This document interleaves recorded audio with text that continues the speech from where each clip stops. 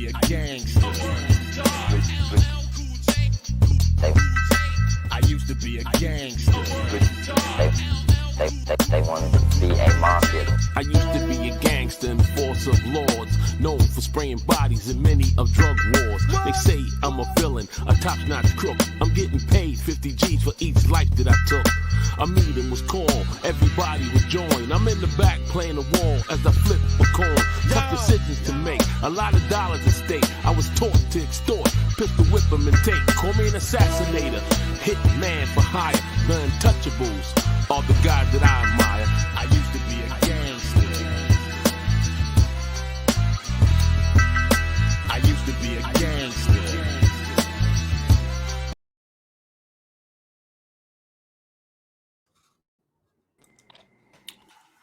What's good? What's good? What's good? What's going on, Banger? What's going on, Lane? How you doing today? What's going on, people of the world? It's your man Dbanger Thomas.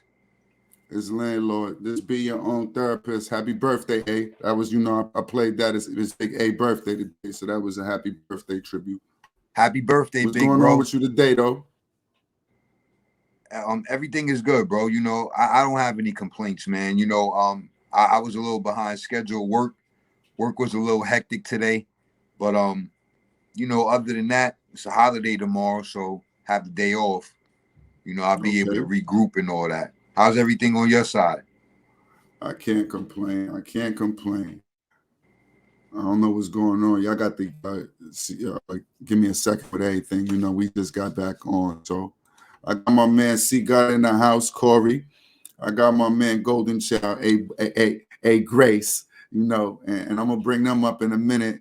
Today's topic, for all those that didn't see it, is basically when something serious happens in life and you forced to make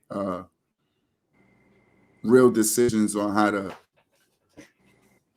regroup and keep it going. I want to keep it broad and open so it doesn't put us in a, but when life gets real serious, like what happens? So my brother went through a situation and I wanted him to explain it, and we'll all chime in on what's going on around that. So let me bring my fellas up here right now. I don't want to get too long-winded. What's good? What's good? What's good? Hey, Grace, what's good? Cory, what's good? Everybody, what's good, Dbanger? What's going on, man? What we gonna have to do is, I don't know what's going on with your microphone. Go back out and come back in. I'm gonna hit you.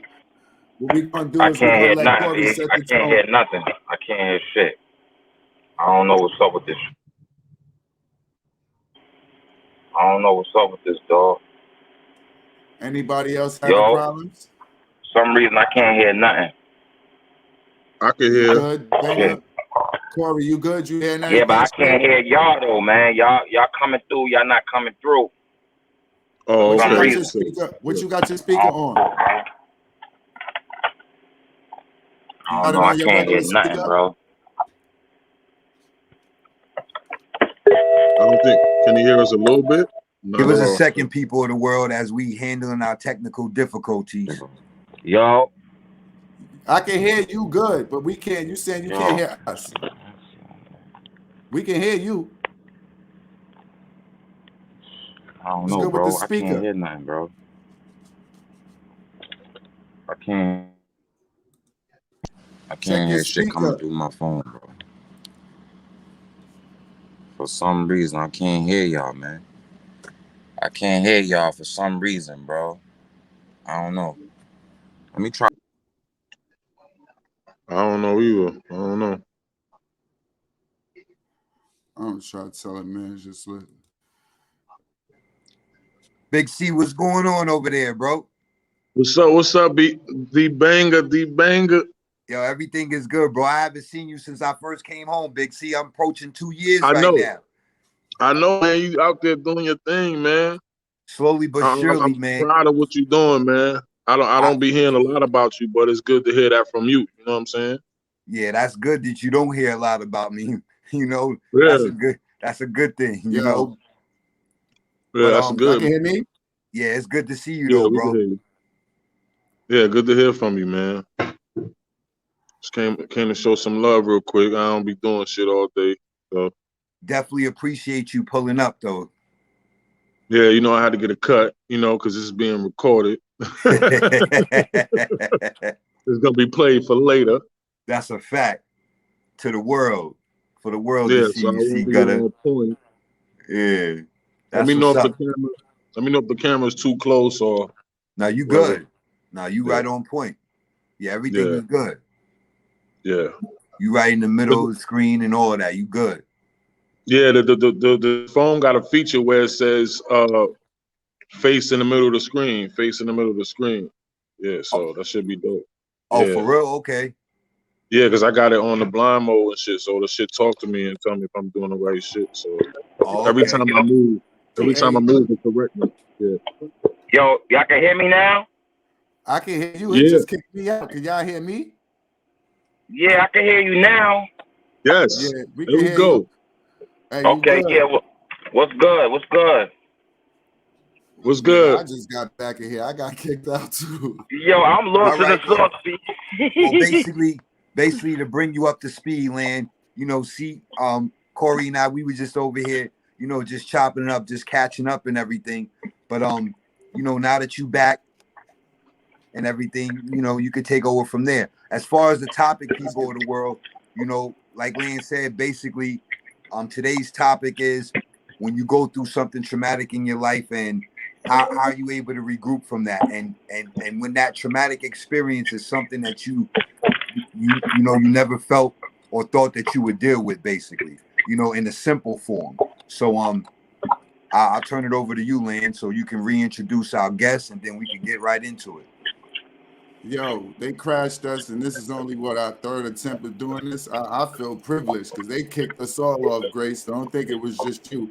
I'm looking Yo, like, what the fuck going on with my joint? I see mutes and all that and shit. Niggas talking, I hear them, they mute.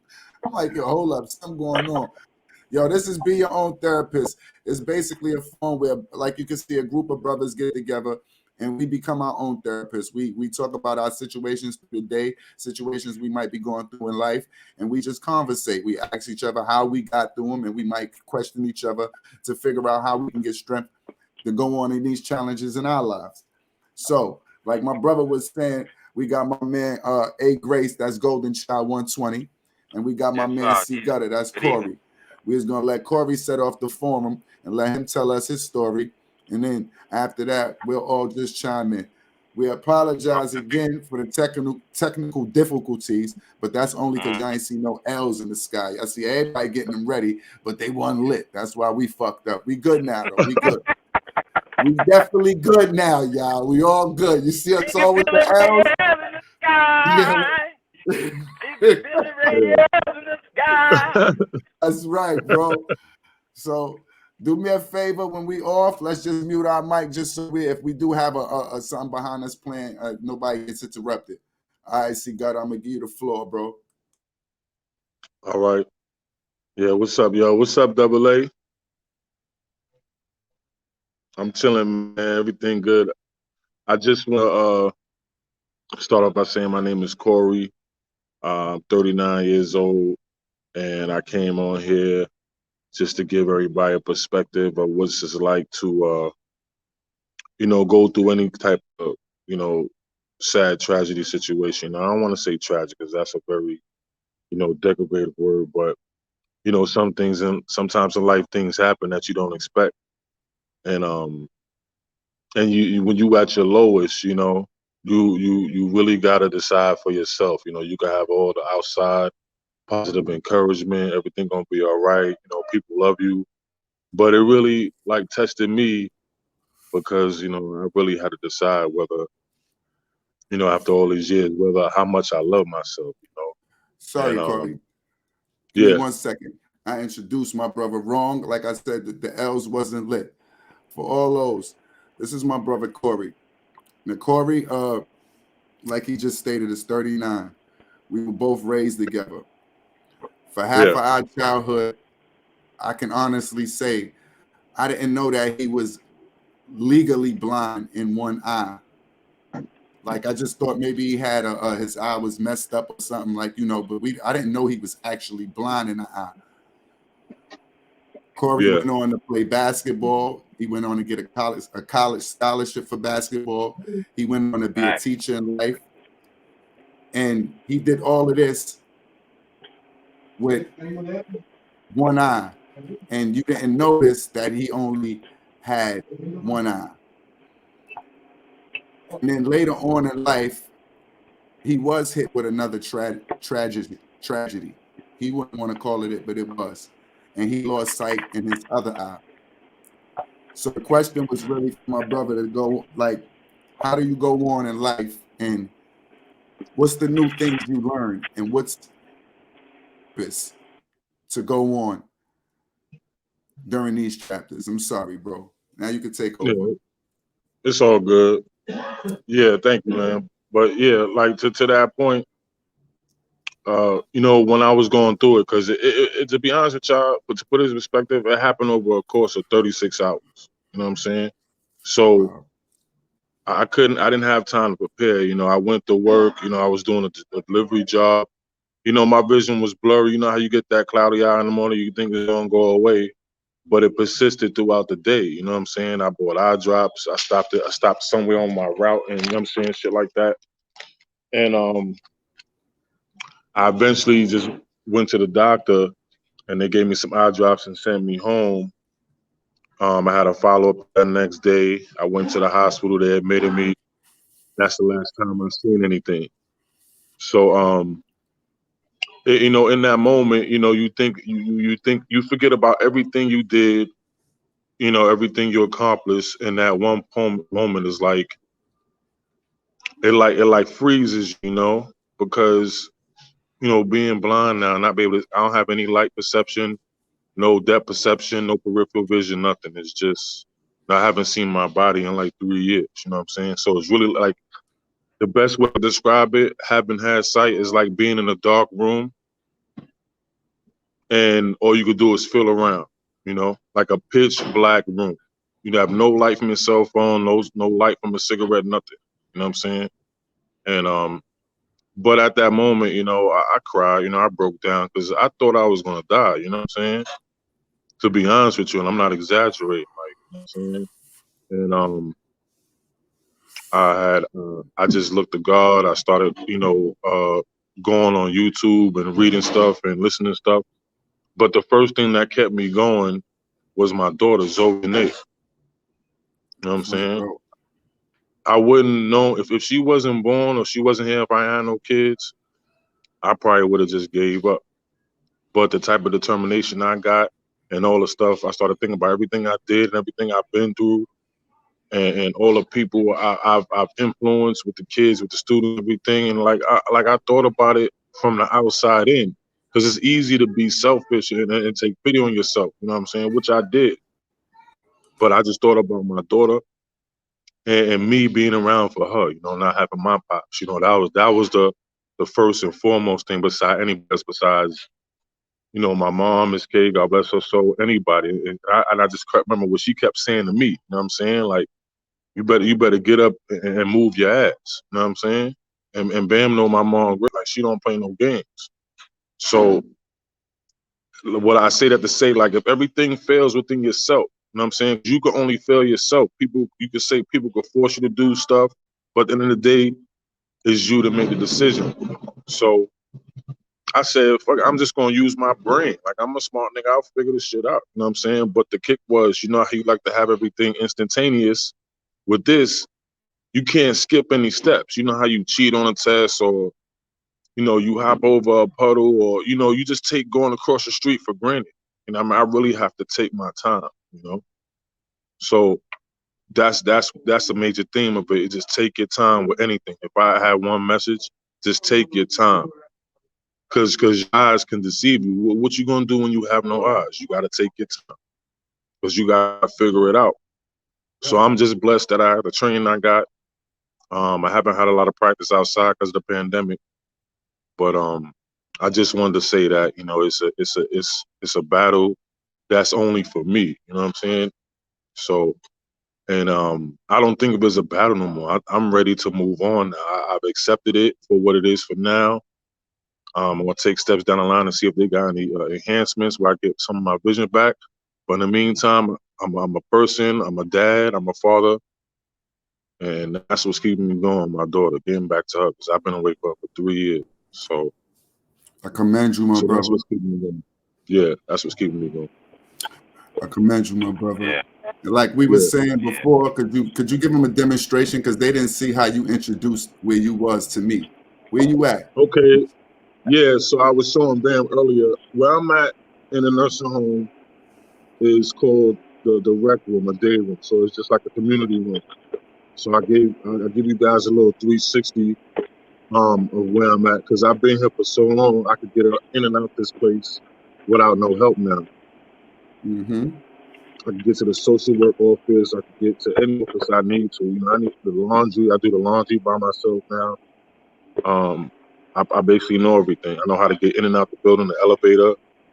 You know, so it's all about just one thing my therapist told me when I was doing my training was like, he was telling me you lucky, and I'm like, how am I lucky? He was like, because he deal with kids and adults who never seen anything.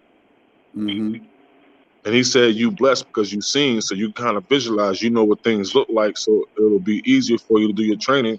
And I was like, yo, this nigga's crazy, you know what I'm saying? But then when I thought about it, he right, because I couldn't imagine not seeing what's going on right now. I'd be frustrated. I can't see what a music video look like, you know, what a phone look like, what a pair of sneakers look like, you know what I'm saying? You know, and it's different for that now. You know, when the new sneakers come out, people got to describe to you and shit. But at that point, I don't worry about it. But I'm gonna give you guys a quick panorama of the room so you can see where I'm at. So this is the day room. It's a little bit of people in here. So I'm gonna start from your left and go to my right. So over here is the radio. I don't know if you can see the radio. And then there's the windows. And then further up, I'm gonna keep going. It's the table. It's the table where I'm sitting at right now. Right there, that's the door where you go out the elevators. And then over here, I don't know if you can see it, but it's an ice machine and a microwave. And then there's more windows. And over here, you got some guys watching the TV. I don't know if you can see it. And this door behind me is a door I go out to go back to my room. So I'm gonna go back around so you can see. Yo, see, you showed everything exactly on point as you were describing. Then I'm back to me, and I'm sitting here. So that's basically it. I said he came on here looking better than me. The man got his Rick Ross and everything. Yeah, I went and got a haircut today and everything. Yo, I went out by myself with nobody, bro. I was proud of myself. That's fire. Yeah, I'm proud of you too, bro. That's fire. Yo, yep, I got my ride to the barbershop up there. I went to Ray and them up there. Ray helped me in the barbershop. I saw Ali. I paid him his money and I called my ride. When my ride came, Ray walked me out to the car and we kept it moving, you know. So man gonna do all that. Ray helped you with all that and you went to Ali. But that's cool. That's cool. Hey, yo, that's cool. Ain't right. Hey, yo, pardon me, man. That's still hood. Ray, I still know this. I want Ali. I know Ray gonna see this and be like, what? He gonna be like, what, nigga? No, you could have told Well, me yeah, attention to that, man. That boy glad pay attention. I'm sorry, I sat in the wrong chair. Yeah, you know, I just want to say one last thing, but like it really, you know, we all take like for granted. We don't realize it. You know what I'm saying? Mm-hmm. And being in this position, you know me, Bam. I'm always hard on myself, but I realize that I gotta be a little bit more easy on myself too. You know what I'm saying? Because I'm in a real difficult position. No, not no pity party shit or nothing, but I really gotta take my time. Really gotta take my time. You know what I'm saying? So, Because it's like all of us, everything we do is on our time. We got kids, we got wives and girlfriends and shit. But at the end of the day, we gotta take care of ourselves. You know what I'm saying? Yeah. Because if we're not good for ourselves, we ain't good for anybody. You know what I'm saying? Even if they like us, even if they love us. You know what I'm saying? You know what I'm saying? So that's what I realized. You know what I'm saying? So I'll be going through it some days, you know, so but in reality, that whole process kind of helps you slow down. Yeah, and just think, you know, like think before you act. You know what I'm saying? It's not like I could just like I could get out the bed and sit up, but I can't get. You know how you get out the bed and you just walk to the bathroom, you jog in the morning, you rubbing your eyes and all that. No, I No, but really like got to you be said, up. You know what I'm saying? Like I really got to be focused on where I'm going. but like you said, But it's before almost to the point. Yeah. No, I'm sorry. Yeah, so it's like I never seen this building, but I know what it looks like, if that makes sense. You know what I mean? We understand. I understand. Yeah, like I never seen this place, but I know what it looks like. Like if I had an opportunity to draw, I could draw you what this room looks like. Well, you kind of did Because this just draw building, us what the room looked like. yeah, because this building is they described it to me as it's a building with red bricks and it's shaped like an octagon. How many levels So have you been on in that building? I've been on every level. We had to. I'm on the fourth floor. When we was quarantined last year, they moved. If somebody tested positive on a unit, they were sending us up to the fifth floor to hold everybody who was exposed. How So was that process, being alone and being quarantined and all that during the epidemic? yeah, it sucked because you know your time outside was cut short to 20 minutes a day, 10 minutes in the morning, 10 minutes in the evening, and then I couldn't go out and smoke. So you know I was going to the bathroom and shit. You know what I mean? When the nurses wasn't there, I've been in here so long. I know when nurses going on break, and that be my time. If I don't feel like going outside, I go. You know what I mean? But that experience is crazy. You know, I couldn't get my Amazon orders and all that, so I couldn't order nothing. Now I had to wait 2 days for it to get up here because people bring up your packages. But everything open now, so when my packages come, I can just get what I need to get, go to security and get it. You know what I'm saying? But those 9 months is crazy. And then But the good thing about it, I was in my own room though for those 9 months, so I was good. What are some of your new hobbies and like new things that you found that now you pay more attention to and you intaking more? You know, like you know me, I study English, so you know I like to read, and part of it is listening and seeing the fact that all I could do is listen. I think I'm understanding what's going on in the world more now than when I had sight. That's one thing I want to mention to y'all too. Because now you have to pay attention without being able to see it. Yeah, you don't have the distractions like the devil in a red dress or somebody. You know, you don't have to worry about facial expressions. All you got to worry about is tone. And you know, with tone, you could be wrong. You know what I'm saying? Because somebody could be in a good mood but have like just a negatively, you know, connotatively sounding kind of, you know, word or whatever. You know what I'm saying? So that could get misconstrued being in this position. You can't see facial expression, shit like that. You know, so you don't have to worry about how people look because everybody's black to me. So you know what I'm saying? I'm serious. You can laugh. You know what I'm saying? It's true. You know what I'm saying? You know how people say we all black when That the lights can't go be out? true when you just came on and you called me a light-skinned motherfucker. Don't act like you don't understand when you came on here at first what you called me. You light-skinned motherfucker. So you know. It's true. It's true, bro. We all black when the lights go out, bro. We all black. It's true. That's dope. Yeah, that's dope. You still keeping your sense of humor and all that, bro. Word. Yeah, I got to, man, because like we are our own most enemy. You know what I'm saying? If we really want to be, we could be our own worst enemy. People could stab us, shoot us, steal from us, break our hearts, but at the end of the day, we still our own worst enemy. And that's what's getting me through. You know what I'm saying? Because ain't nobody gonna feel sorry for you. You know what I'm saying? Look at people on the street. You know what I'm saying? So, and then I'm well read and well versed. So You know, it'd be hard sometimes, but Yeah. I got my daughter. You know what I'm saying? I just want to be a dad. You know what I'm saying? I want to be the dad that I didn't have. You know what I'm saying? So that's it. So Yeah, I commend you, bro. For real. she's giving me all the energy I need, as well as God and my own faith and my own determination too. Okay. Yeah, Hmm. I just had to sit back and think about everything I accomplished. You know what I'm saying? And think about this is just another step. You know what I'm saying? Indeed. So, and that's what I'm doing until I could get it fixed, or if I can't get it fixed, just you know what Find I'm the saying. beautiful Something you just spots gotta about it. accept and just go about your life. You know what I'm saying? So I got a lot of life to live. So Hmm. Word up. You're As getting over soon them as you, tribulation, man. so now yeah, you know I'm stupid. You know I'm gonna make a joke. So now you Ray Charles in it. Now you Ray Charles in it. You feeling the risk? You taking the yeah, risk? yeah. I'm Jamie Foxx in it. Yeah, I'm Jamie Jamie Foxx Foxx in in it. it. Yeah, You ain't no ain't yeah, no thick B. wrist on your side. Ain't no what? Ain't no thick wrist. You know he was feeling it. Ain't no thick yo, wrist over yo, here. B, Nah, yo. I To can't be trust it.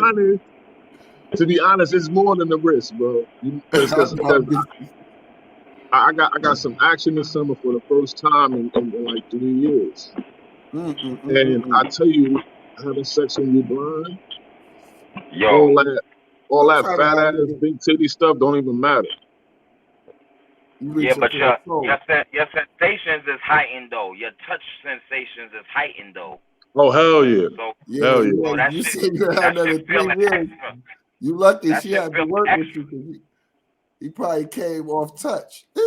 You know, it was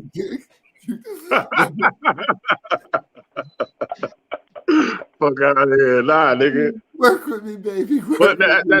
that shit is not true though. With the Ray Charles thing, maybe it's for him. You know what I mean? Because like I said, I think from my perspective, it's different for everybody. You know, because I learned a lot about people who are vision. There's some people who like this dude that work. His name is Derek. He work in recreation.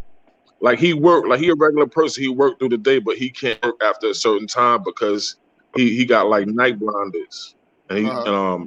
so he worked, but he on disability. So you know when it get dark, he gotta be on his way home before it get dark because he has night blinders.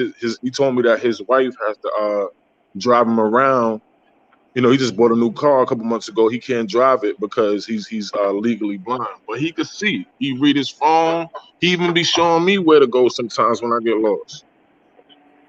So it's a lot of different situations. You know, you got people who have low vision that Yeah. need like bright light, big phonetic letters when they're reading. Um, and you got people like me who are totally in the dark. Like I'm not in the dark. Like it's not black. Like I don't see color or nothing, but I don't know. It's kind of hard to explain. It's like sometimes I see uh Images. like a comic like it looked like a comic book strip without the words and without the characters. That's What? when it kind of look like.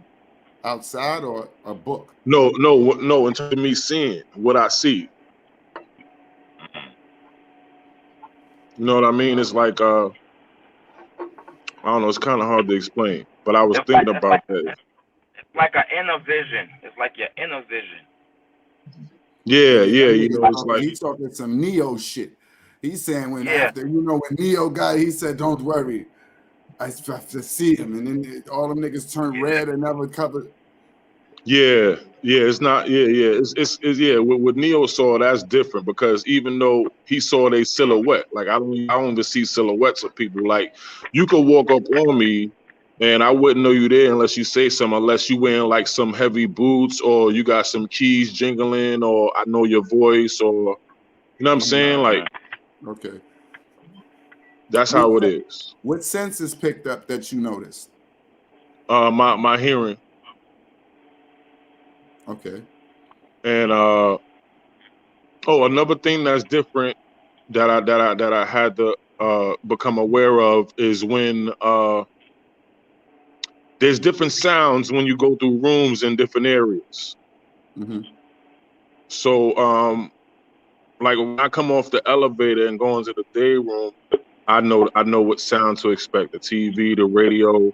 and the sounds open up when you come to the door. But I walk at a certain speed. My therapist told me I had to speed up so I could hear the sounds better, because when you walking slow, you don't hear the sounds of, like, it's like different sounds. You know how if you put both your hands over your ear, it sound like an ocean? Mm-hmm. Kind of like that. That's what I got to use. So when I'm going through doors and stuff, I could kind of, like, I'll tap my stick with the door so I'm knowing I'm going through the door, but I could hear, like, the sound change when your stick hit the walls and when it hit the floors, like different floors and stuff. If I come in the day room, like, there's like, if you look at it, there's like tile on the floor. So when I hit that tile, I know I'm in the day room. Mm-hmm. Because the rest of the nursing home is just that hard floor. So you know what I'm saying, it's just different, what they call tactual senses and all that. So How long have you been in there? it'll be 2 years next year in March. And you looking to get out when? I'm trying to get out before this summer, Okay.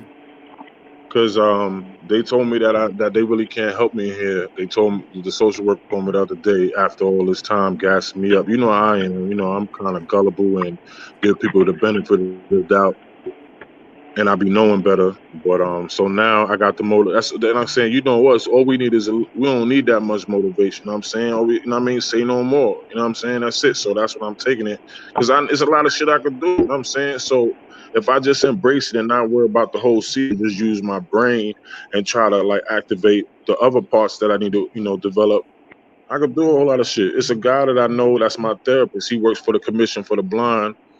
He's a blind guy. He got a dog, a black lab named Mickey. He walk around. He get on trains, buses, and all that. He, you know what I mean, with the dog and everything. And he been blind for like going on 30 years. And he's the commissioner of the Commission for the Blind. You know, they supposed to help you, get your rent down and stuff when you get an apartment. So he's just waiting for me to get the apartment, and then he gonna step in, because I've been dealing with him since I first got here. So once I get this place, everything gonna come flooding. All the help I need and everything. I just need a place, because they can't help you in here. It's all this bureaucracy. I gotta be homeless or in a shelter to get all that stuff. And the nursing home is not considered a shelter. Or, you know what I'm saying? I'm not homeless. So, all the BS I gotta go through. So I'm good though, man. I told Bam that I reconnected with my little brother too. That was important for my growth too. To get right with my little brother. You know what I'm saying? So I'm trying to do that too. So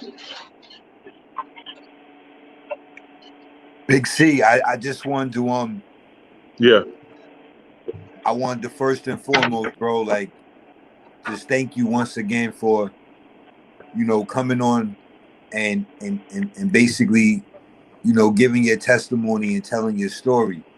Like, to hear the strength and everything that you were able, to find within yourself in the midst of everything that you've been going through is very commendable, and I really admire that. Now, the one thing that I thank will, the one thing that I do know, with you is, like what Lan said, like, your sense of humor and everything, hasn't changed at all, bro. Like, Oh your yeah, thanks. energy, your spirits, and everything, bro. It's like you and I have briefly bumped into each other on Facebook, and you had sent me a message, not verbatim, but basically, every time I saw you, you always had words of encouragement and things of that nature. And when you said that, that was a blessing coming from you, because of where I've come from and the things that I've done. So, that was a blessing. When you were talking about everything, I wanted to ask you, Well, thank you. You're welcome, bro. I really appreciate you, Cory. Like, from day one, when you were talking about your daughter, bro, and you were saying that you haven't been able to spend time with her. Have you been able to speak to her, like, regularly and everything? Yeah, I speak to her like every day. Some days she don't answer the phone. She's 9. You know what I mean? Like, So, I don't get mad. She don't answer the phone. She 9 years old. You know what I'm saying? Right. So I call, I text. She'll text. Even if she don't text, a day go by, she don't text, I'm hitting her up. Like, what's good? Like, Right. I'm your dad. Like, you know what I'm saying? So, Right. and she's 9. So, you kind of know what your kids are going through, but you don't know because she's 9. So she really don't, not that she can't express herself. Cause I'll be asking her, but I don't press her. I ask every while, Right. don't tell daddy what's on your mind. What do you think? She'd be like, nothing. And I'd be like, all right, cool. When you ready to articulate yourself and talk to me, it's cool. You know what I'm saying? Like, I just want to be like perfect in her eyes. You know what I'm saying? Not perfect, but you know what I mean? So I call every day, every other day, text her. I'm actually seeing her tomorrow because I got to give her some money for her birthday, but it's only for a little while because her mom's got to work. So they're going to stop by the block for like a few minutes. I'm going to give her money. I'm going to give her M&M's plain as she like. I'm going to give her a kiss and a hug and just that's just that moment tomorrow is just plus. I'm not going to think of nothing else but her. You know what I'm saying? That's So, awesome, bro. Like I'm looking I'm forward really to it. happy for you, bro. Yeah. That that you able to have her. Like what you said, I identified with in a form as far as like when you were saying if you didn't have her right now, Yeah. especially with everything that you were dealing with, and that's how I feel about my son. He's Yeah. 9 also, blessed, and Yeah. Bless him. so Bless him. yeah, so it's like that's how I feel about him and when he came into my life. But bro, outside of that, like Big C, as far as like the closest people to you, like your closest friends and everything, like how has that transition been? See, like when with everything that you've been dealing with, and you socializing with everyone, or even everyone checking in on Um, I mean, I don't really mind. The thing. Maybe I don't open myself up for somebody to say, "Oh, let me call Cory," or nothing like that. Maybe I did something to kind of close it off, or maybe it's just in my head. I don't really get too perturbed about people not reaching out because I'm the reaching out type. You know what I'm saying? So I reach out and just to get out of my situation when I'm going to see what's going on in somebody else's, and just if there's something on, if I can't do anything, physical, I can say something verbal, or some type of encouragement. You know what I'm saying? And it works both ways. It gets me away from my situation for however long, and I'm giving that negative energy and turning to something positive by giving it to somebody else. I know that sounds kind of funny, but you. No, that's I the mean that sounds exactly right. yeah, See, and that's who you are. You know what I mean? That's yeah, Yeah, who no you've such thing as always been. corny. So it's Word. basically you just continuing to transfer that energy regardless of how you feel. So that makes perfect sense to me. You know what I yeah, mean? yeah, That makes perfect sense to me. Regular scheduled programming. But what I was yeah, thinking about as you were saying that is that like you epitomize the to be your own therapist, man, because that's exactly what you've done through this whole process within the last couple years. yeah, You've adapted on top of everything that you were already doing in that sense of being your own therapist. But once you dealt with everything and the total that loss of your sight, you stepped into that mode. When you did, you went through your phase like you had mentioned earlier, but then you stepped into that mode of being your own therapist, reaching out, yeah, with the research online and everything, So I definitely commend you, bro, because I tell you that it's true when they say God won't give you any more than you can handle, bro, because I don't know what I would do, see. Like right, seriously. man, So it's right, like you know what I mean, bro? And it's like what Lane had said earlier, like knowing you all these years, I didn't focus on you. I didn't know that you were legally blind, but at the end of the day, I didn't focus on your eyes or anything. Like my nickname for you has been Jolly Green Giant, because you was always yeah, I'm like one of the shortest out the crew, and then like you so tall and everything, and you was always so humble. So know what I mean? So like that, yeah. Thank you. yeah, man. But outside of that, bro, when you were breaking down the tones of the voices, and He when you were intimidated talking him. about coming into the room and the different sounds, you know, Yeah. that was awesome. And when you were doing the pan view of the room, prior to you doing that, you had already broke down the description and saying how you had everything mapped out, and then it was like show and proving. It was like show and tell. You was just like, all right, so check this out, and then everything that you were What you saying. used to call him, though? What you said you used to call him, though? I'm sorry. I said, Jolly Green Giant. Big C, he was over there live. I was like, yeah, my nickname for you was Jolly Green Giant because you was so tall. At the end of the day, like that was the first, you know what I mean, thing I had come up with in my mind, and you were so humble and everything, Yeah. like, and the bond, like, you know what I mean. You just, when I pulled up in the neighborhood, you what I mean, you just accepted me with open arms and everything, you know what I mean. So yeah, so Land was over there having his moment. See, but but what I was saying, No, I see what you called him. so I was breaking down the rooms and everything. See, but then like I wanted to ask you about like the intuition, like prior to the loss of your sight and everything. Like you may have been in a situation or been somewhere and got a feeling of some kind. Like, have you felt like your intuition or like the chemistry, certain energy that you were aware of before, but now that's heightened, like how you mentioned your like your hearing, basically. Has any of those senses heightened or anything? I don't know. It's another bullshit coming. As far as like people, you mean? Yeah, well, yeah, I ain't even specify, but yeah, like I think people. yeah. Go ahead, bro. My fault. No. I think he said his hearing heightened. Yeah. He said his hearing had enhanced. Yeah. Yeah, like remember I was saying I don't have the peripheral. You know how you could look forward and see somebody coming by you? Right. Like I can't do that no more. You know what I'm saying? Like so Right. like I said, I wouldn't know if you're next to me unless you pull up or say something. Cause you could walk up on me cause I know that for a fact, because people have done it to like Reem do it to me all the time. Right. Nigga, Reem come up and tap my pockets. I know it's Reem, you know what I mean? Because he always tap my pockets when I could see. You know what I'm saying?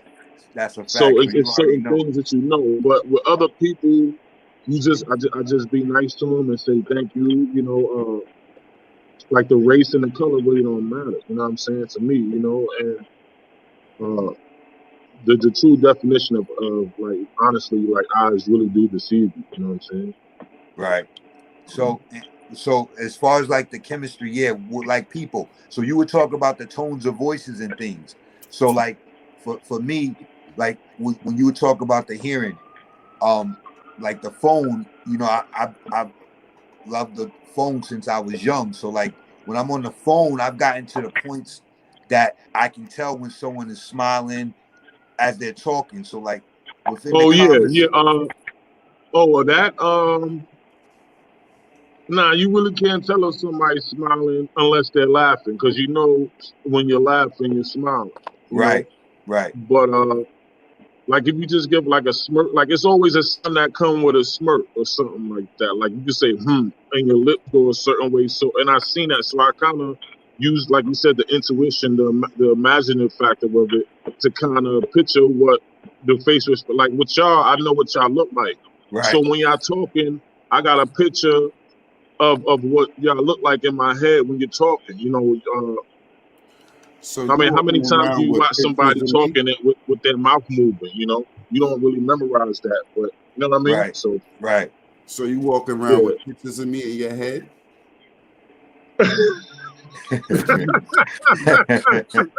Yo, I can't.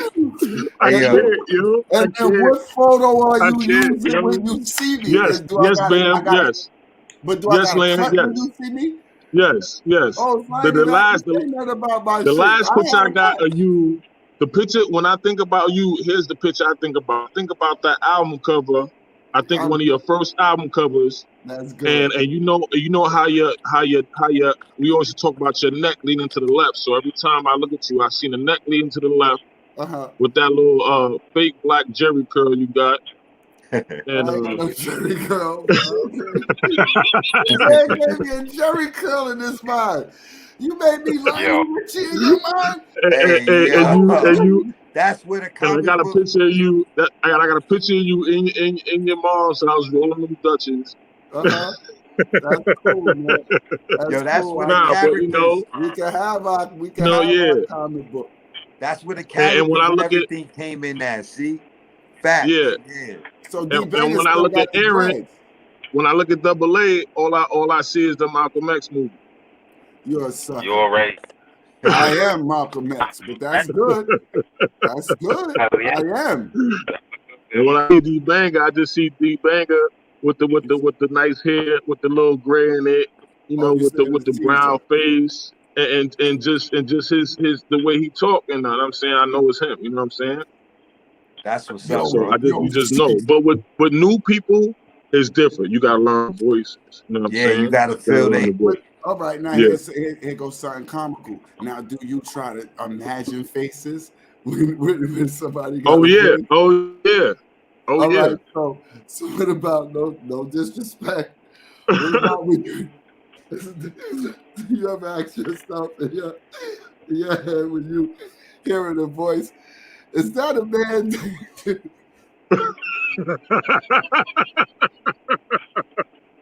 Yeah, I do. I be saying sir when it's really a miss sometimes. No, you might not be wrong. No, you might not be wrong. I know. The man is the detector. He knows. Yeah, I be having that. I be having that problem. I'm like, oh yes, but I know all the nurses and all the aides are typically female. Like you'll know, like no, it's a resident in here that I thought was a female, but he couldn't be female because he on the men's unit. But I was going by one day and he sounded like a female. He was like, I'm on your right, I'm in the wheelchair, but the way his voice was sounding like a female. So I complained to the nurse one day. I was like, yo, why y'all got this lady up here? And they all looking at me like, what lady? And I'm like, the lady in the wheelchair. They're like, Cory, that's a guy. And I'm like, oh, okay. She sounded like a female. So that was just my ignorance because, obviously ain't no females on the men's part, you know what I'm saying? Because the females got their own building. So, but stuff like that. So you ever snuck over to the females' building? Hell no, man. These niggas is dirty in here. What they gonna say? I take a shower every day in this place, man. I don't play around. Niggas be How dirty, you know the stinking. females is dirty? Oh, you said the female. Well, yeah, your senses. I mean, they all all females old. from his side. Nah, they're in a totally different side of the building. They in one part of the building, we in the other part. But they be coming up here because they got they got their little men's and stuff. They be coming up, but I don't want none of these people in here. I be chilling.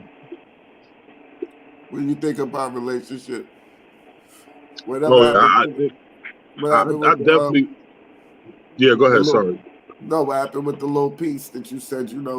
This summer you finally, Oh yeah. So the last time I had intimacy was my 36th birthday when I had Karanja make the shirt for me. I was all blued out. I had the nice haircut. My daughter was coming. You know what I mean? Then my baby moms was feeling me. I already had something set up for that night, but I went with the go-to. I went with baby moms. You know what I'm saying? That's the last time. So when the beginning of this year happened, around February or March, I was like, yo, my birthday in July, I gotta get some action for my birthday. And I kept saying to myself, yo, I'm gonna get something. Like, speaking into existence. So I went on Facebook and, Facebook got the dating shit on there. So I clicked the tab and the shit basically uploaded my profile for me. So I ain't really had to do much. So I had pictures from, 2-3 years ago. I haven't taken any recent pictures to upload it. So I went through for like a couple of weeks, swiping left, swiping right. And then I matched with somebody, you know what I'm saying? And then I started talking and she was like 44 years old. She lived in Jersey.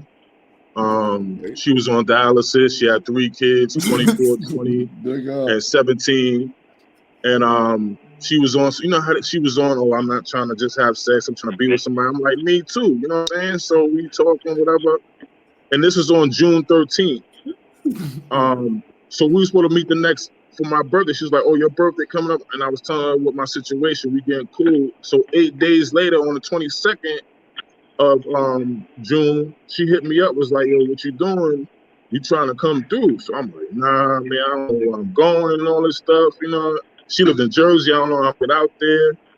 So I told her about the Cesaride, how it go to all 5 boroughs. And she was like, oh, it don't go to Jersey. I'm like, no. So I said, the furthest I could go is Staten Island. So she Googled an address for me in Staten Island. That's 20 minutes away from my house in Woodbridge. There was some gas station out there in Staten Island. So I booked my ride, and I said, fuck it, I'm just going to do it. She was there an hour waiting for me before I even got there. When we got in the car, and she grabbed my hand, you know what I mean? She was talking nice to me. We went and got McDonald's. We went to the crib. We talked for a minute. The daughter was there in the living room on some mattress or whatever. So we go in the room, we talking, and then the daughter come in there and say some foul shit out of her mouth. Like, they got a crazy relationship. Like, they like mother and sister. Like, the daughter gonna say, she didn't even know me. She come in the room, we in there, yo, mommy, I got something to tell you. And mom like, what? She was like, why my boyfriend see you in my mouth last night and I ain't like it? And I'm like, yo, you don't even know me. Hey, you know what I'm saying? So we end up, after that happened, we end up, you know, hooking up and shit. You know what I'm saying? And then it was like that for a whole month until she started getting mental on me, and she's supposed to get this transplant for her dialysis, and she upset because it's the 3-year mark. She trying to get this transplant, and then one day I get in the morning, and she just start like just bending and stuff like that. So I'm listening, and then she start telling me how I need to be, if I'm gonna be with her, what I need to do. So I'm like, hold on. Everything was fine. I don't feel comfortable. So I start putting my clothes back on. She's like, where you gonna go? I gotta drive you back to your place. I say, yo, call me a cab or something, man. I gotta get out of here. She like, no, I'm just trying to tell you something. Why you just can't sit there and listen? So I'm feeling wild, uncomfortable. And then she's like, if you want to leave, I'll take you home. She grabbed the keys. So I'm like, all right. She's like, no, don't go. I'm sorry. So she make me stay, whatever. She made me come. We end up hooking up. And then after the last time I saw her, I think it was like July 12th, I just stopped talking to her because I ain't feel comfortable no more. And to this day, she's still hitting me up, asking around, calling, and all that stuff. So I just left her alone. We went to the beach a few times. We had sex in the water. Yo, she was crazy.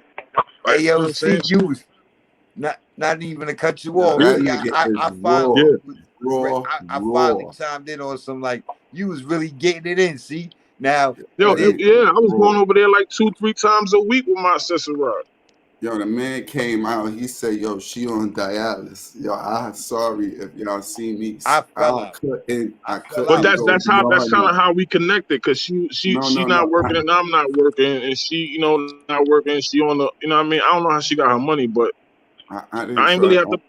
Yeah, you know, like all I wasn't judging. Yeah. I'm just saying, you know how they say the first impression means a lot. So I just heard that. So everything you said after that, I heard is short dialysis. I didn't even have any kids she had, because all I was trying to think about was like my nigga going over there.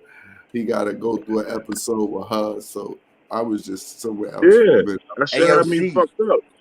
That shit had me fucked up. Yo. Hey, yo, see, not for nothing. You weren't able to catch that episode, but we had a whole episode over here in the beginning. And I was talking to Land about the chat line and the episodes and the adventures that I've been on. That sounded like word, see, yo, that as you were telling the story, see, word to everything. I was sitting over similar. here, like, yo, see, sound like he be on my type of time, like he was on a real adventure, like type ish, like word. Yeah. Word. Hey, how you feeling, man? I'm good, I'm man. good. Y'all niggas was rocking. I had to run, go take a piss. Nah, I told y'all I apologize when I heard dialysis. That shit threw me somewhere else for a minute, so I Oh, was I know, off. I know. Yeah. What threw you off about Dallas? No, it was just how you drew it. Like you said, it's a painting. So when you start off the drawing, how you know you But yeah, highlighting it. So you was so like, this so is the here's what A, this is the this, this is the this, and then you just hit me with that blow. Like that came right before the kids. Like now here the swing go, y'all. Boom, boom, boom, boom, boom, boom, boom, boom, boom, boom, boom. Like and I just landed. It landed. It was clear. I wasn't prepared. It landed. yeah. So she's about 5'6". She's light skinned. She's Bayesian, and Mm-hmm. she got the port in her shoulder and all that where you really can't see it. But I show I FaceTime my homegirl Star Asia from college, and she was like, she look all right, bro. You all right? You know what I mean? So she had to confirm or whatever. Oh, I all think that's right, one of that's the things what's that up. broke us up. Yeah, I Oh think yeah, that's one of the things that broke us up because when she was talking to my homegirl on the FaceTime, going back to that whole tone, like I didn't like her tone was kind of different. Like she was like, "Oh, why is this nigga got another girl?" You know what I mean? Like I don't care if they friends. You know what I mean? Like right. so, you know how they, you know what I'm saying? So that's another thing. But and then she was losing her hair from the D Yo, word you because you are know how building. damn is. You are building up. And she had like these kind of box braids. She kind of had it shaved on the sides and the back, and on the top of the head, she had like, cause she was growing her hair back, so she had like these. I call them like they wasn't like extensions. They were like I don't know. They was hard to describe, man. Like they were like big ass box braids. Like she had the piece of hair attached, and then she had that this long synthetic thing. It looked like a two going, like six of them shits look like predator going all the way down to her ass. Yo, Yeah, yo, yeah, I that's Yeah, know the cause she bananas. grew feeling. her hair back or whatever. Yeah. But What's she up, but Yes. she looked baby? good. She was good. She had some good ass pussy though. I know that. But Nah. she got her little but it's all good, bro. What's good? That's Yeah, and then you Big Buck said, Nickywestside in here. Hey, yo, C Gutter. Yo, Hey, yo, don't forget we made that song in the studio, nigga. Kush, nigga. This your boy right here, nigga. You know I love you like cooked food, nigga. Come on, baby. I honestly thought it was saying push. Nah, No, yeah. you didn't. No, you I Yo, didn't. hey, did. what's Right, good, Nick? baby? I wrote a whole song for Yo, the what's up? kids. What's up? That And one then You know, I spit the whole song for the kids, right? With the kids, go to and the school, shit said this and at the that. end, And Lil then he Wayne telling say, me, I just oh, want y'all to the hook was smoke saying Kush. push, right? Not Kush. push. Kush. It was Hey, yo, saying push. this some real shit, spam. Not everybody know this. I recorded C Gutter first song in the studio. How Yeah, about that one? yeah, Yeah, how about that one? Thank you. how, yeah. how you see Say Nick? We sat there and wrote and everything. How you see Say Nick? What picture he get? What album cover he Yo, got? hey, what's up, man? I I just got send a my picture of love, him baby. You laughing already all the know. time. Yeah, I appreciate it, bro. He's I like I a send my appreciate it, love, man. man, to you, man. You already know Yeah, that, man. I appreciate it, bro. I appreciate it. You're a I'm strong holding up. brother, man. Yeah, I'm holding up, bro. It's like, you don't know, you don't really. Yo, you done, Cory? Yeah, I'm finished. Good. Yeah, you good. All right. Nah, I was just saying, like, just trying to stick to the topic and shit tonight. You know what I'm saying? But you don't know how strong you are until you really go through something.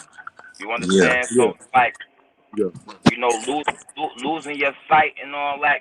Like piggybacking off of what Cory was saying. It's like losing your sight is kind of like Mute your mic, Say Nick. kind of like it's kind of like y'all can hear me, right? Hello? Yeah, like what I'm saying is losing your sight is kind of like losing somebody like in death kind of in a way. You know what I'm saying? Because you're not gonna really see that person no more. You feel what I'm saying? So yeah. he dealing with his sight. Him losing his sight You know, it's just like you losing like a family member or something. But you know, you don't lose them all away, but it's like visual is like you know, a big percentage of it. You feel what I'm saying? That's Yeah. why, you know, they have funerals and services so you could get to really see the person for the last time. You feel what I'm saying? So that shit is kind of deep, and it's kind of in the same way of like going blind, because you're not gonna really ever see, you know, people how you saw them before. You're not gonna visually see them no more. You feel what I'm saying? Yeah, So, yeah. you know, it's kind of like a comparison. You know what I'm saying? It's kind of like a metaphoric, like a comparison. Like, damn, I lost my sight. So it's like that's the visual death of all of my people. You get what I'm saying? That's the visual death of my friends. That's the visual death of my family. Like, I don't mean to sound morbid about it, but you know, y'all know I just lost my mom. I just lost one of my best friends. So it's like I'm not gonna visually see them no more. So it's like to see my Yeah, my mom, not see condolences, my eh? mom no more. Yeah, I We appreciate here it. with It's you, like bro. We just muted our mics so you can go. We don't think we. no doubt, no doubt. It's like me not seeing my mom's is like kind of me going blind to visually seeing her ever again. You feel what I'm saying? Like, she, you know, she in spirit, so it's like I am blind to that. Like, I'm blind to not seeing her no more. You feel what I'm saying? So, Yeah. like, Yeah. you know, just going through all of this shit is like, I never, like, you know, you question God, like, damn, like, you know, you Yeah. be like, damn, why me? Like, why me? You feel what I'm saying? You know, because losing your sight was one of my biggest fears. Like, you feel, you know, biggest fears, like, over losing my family. You feel what I'm saying? Like, Yeah. that's Here with like you, one of bro. my biggest, like, always one of my biggest fears. You feel what I'm saying? So, you know, like I said, like, you know, dealing with it and being your own therapist, that's like like when I first seen the podcast, I said, you know, that's a beautiful name, because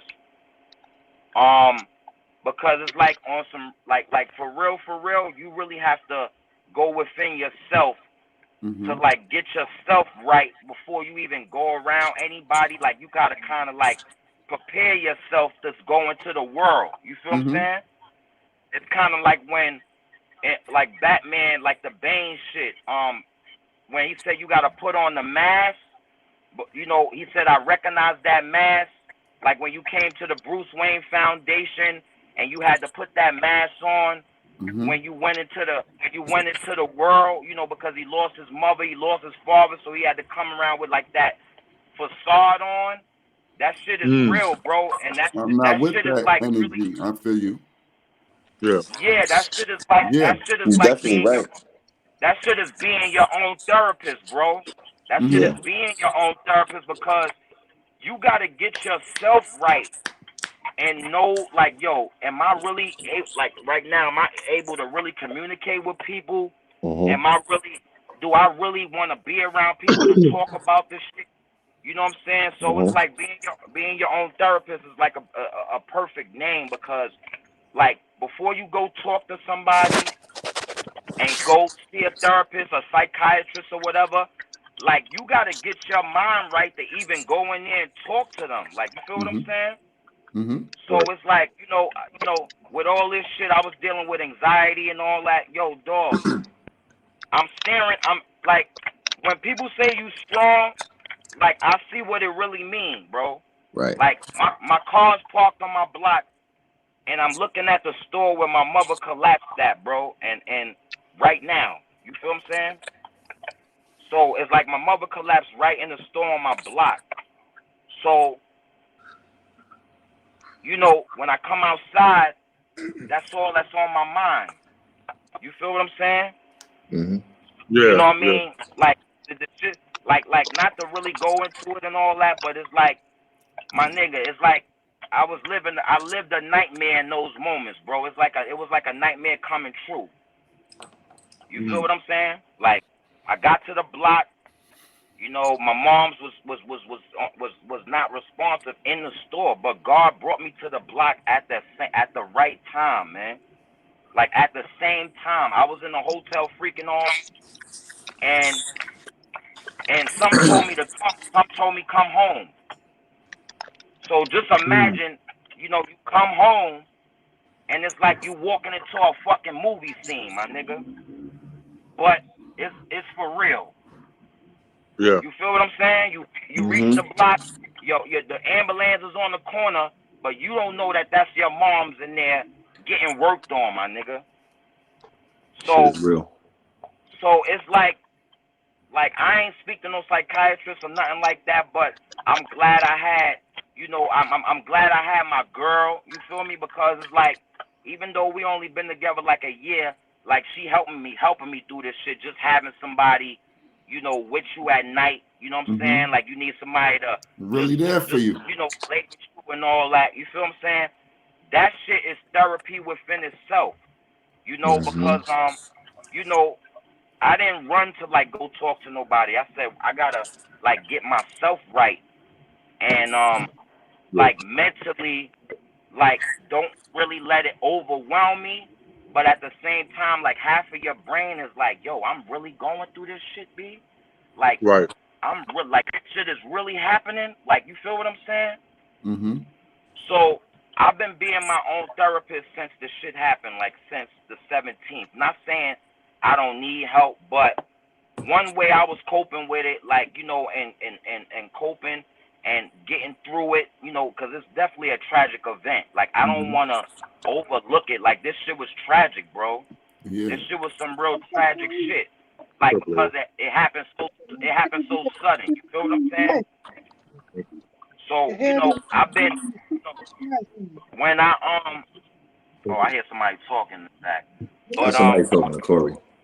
Oh, okay, yeah, but what I'm saying is, bro, it's like you don't know what you could cope with until you go through it, B. You feel what I'm saying? So I've been being my own therapist, since the 17th, like really trying to just stay in my mom's spirit, like just coping with it all because, and my friends that lost their moms, like that shit was a little bit comforting to me too because it's like they say, yo, I know what you're going through. They can relate to it better. Yeah, and they can relate to it better. But it's like not to be like negative way of thinking, but like I'm a realist. So I always kind of like half prepared myself when I lose my mom or when I lose my dad. You know why? Because, as you get older, you really accept life for what it is. You feel what I'm saying? Like, I know I'm going to lose my mom one day. I know I'm going to lose my pops one day. I know I'm going to lose my sister. So it's like the kind of brain I got, I've always prepared for that. And especially like when one of your friends' moms die or something like that, you always mentally say like, yo, I'm going to have my turn. You feel what I'm saying? It's like a whack way of thinking, but it's a real way of thinking. You feel what I'm saying? And growing up on the hill, we could count on our fingers how many of our brothers lost their moms, B. You feel what I'm saying? And we was always right there with them. You feel what I'm saying? To like go through that. So, like you don't want to think like that, but it's like, yo, when somebody moms die, dog, the first thing you think about is, yo, how am I gonna prepare myself when I go through that? You feel what I'm saying? So it's never no real way to prepare, but like I was mentally preparing like years ago, but I ain't think it was gonna be this early. But I always say like, yo, I know one day, as you grow older, you start losing people. You feel what I'm saying? Yeah. So it's like kind of like subconsciously I've been preparing for like anything. Like, you feel what I'm saying? Like, because half of your brain knows shit is real and half of your brain be just hoping it don't happen. But half of your brain be like, yo, I know it's some shit I'm going to have to deal with as a man, like, getting older. Because it's evolution, is life, and everything is this life cycle. And, sometimes, our parents go before before we go. You feel what I'm saying? And some people say that's the natural order. Like, you know, you need to, you know, bury your parents before, you know what I'm saying? So I've been just coping with it and being my own therapist, you know, with this shit because, like, honestly, you got to stay in your mother's spirit or your father's spirit or whoever passed to know that how they will want you to be. You know what I'm saying? That's what's been getting me through this shit. You feel me? Because if my mom could talk to me, she'd be like, come on, Aaron, you can't. You got to get up. You got to eat, you know, because, my nigga, I wasn't eating none of that. Yo, dog, I wasn't smoking none of that. She'll talk to you. She's going to talk to you different. Yeah, in the She talking spiritual to you realm. You know now. what I'm saying? But she going Like to you talk to you, said. though. She going to talk to you, though. She going to talk to Yeah, you that's different, why. though. I'm big That's on why that when shit, so. that's why when I saw the forum, I kind of like sent Bam like a telepathic message, like, yo, I know I'm going through some shit right now. I'm gonna have to get on there and talk one night. You feel what I'm saying? And then he sent me the link, so it was kind of like when I saw it, I was like, oh, that's me. You She know, definitely because with you, though. She definitely with you, though, bro. so I've been dealing with this shit like on my own, but at the same time, you know, just staying in that spirit because, you know, you could go down that hole, that wormhole of being depressed and all that, but it's all up to you. You feel what I'm saying? It's all up to you. Like, yo, am I gonna harness this shit every day and Lord, what you say, and drag it to the next day and drag it to the next day and drag it to the next month and drag, like, that's on you. You feel what I'm saying? That's really on you. You feel what I'm saying? So I'm like, nah, I can't be like that. You know, I got a 4-year-old son. You feel what I'm saying? I can't just forget about him. You know, I got family. I Can't do got that. things I need. Yeah, I got things I need to do. You know, and my mother wouldn't want me to just go and just want to lay down all day and all that and not eating. Like, you know, your moms want the best for you. You feel what I'm saying? She don't want you to be sick nowhere, physically, spiritually, or mentally. You know what I'm saying? Your moms want up.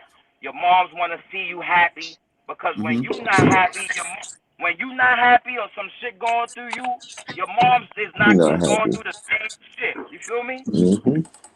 So, like, I don't want to like take up the forum too much, You but good, brother. You good. Go. you know, I'm just like saying, like, you know, like I said, like, I didn't know that I was this strong, bro. You feel me? I didn't Yeah. know, you know, I was this strong until I went through some shit. Like, you feel, and especially the way I went through it. So I'm like, damn, God, like, you brought me to the block at the same moment the ambulance was working on my mom's. So, like, what was that about? To see my mom's lifeless, B? You feel what I'm saying?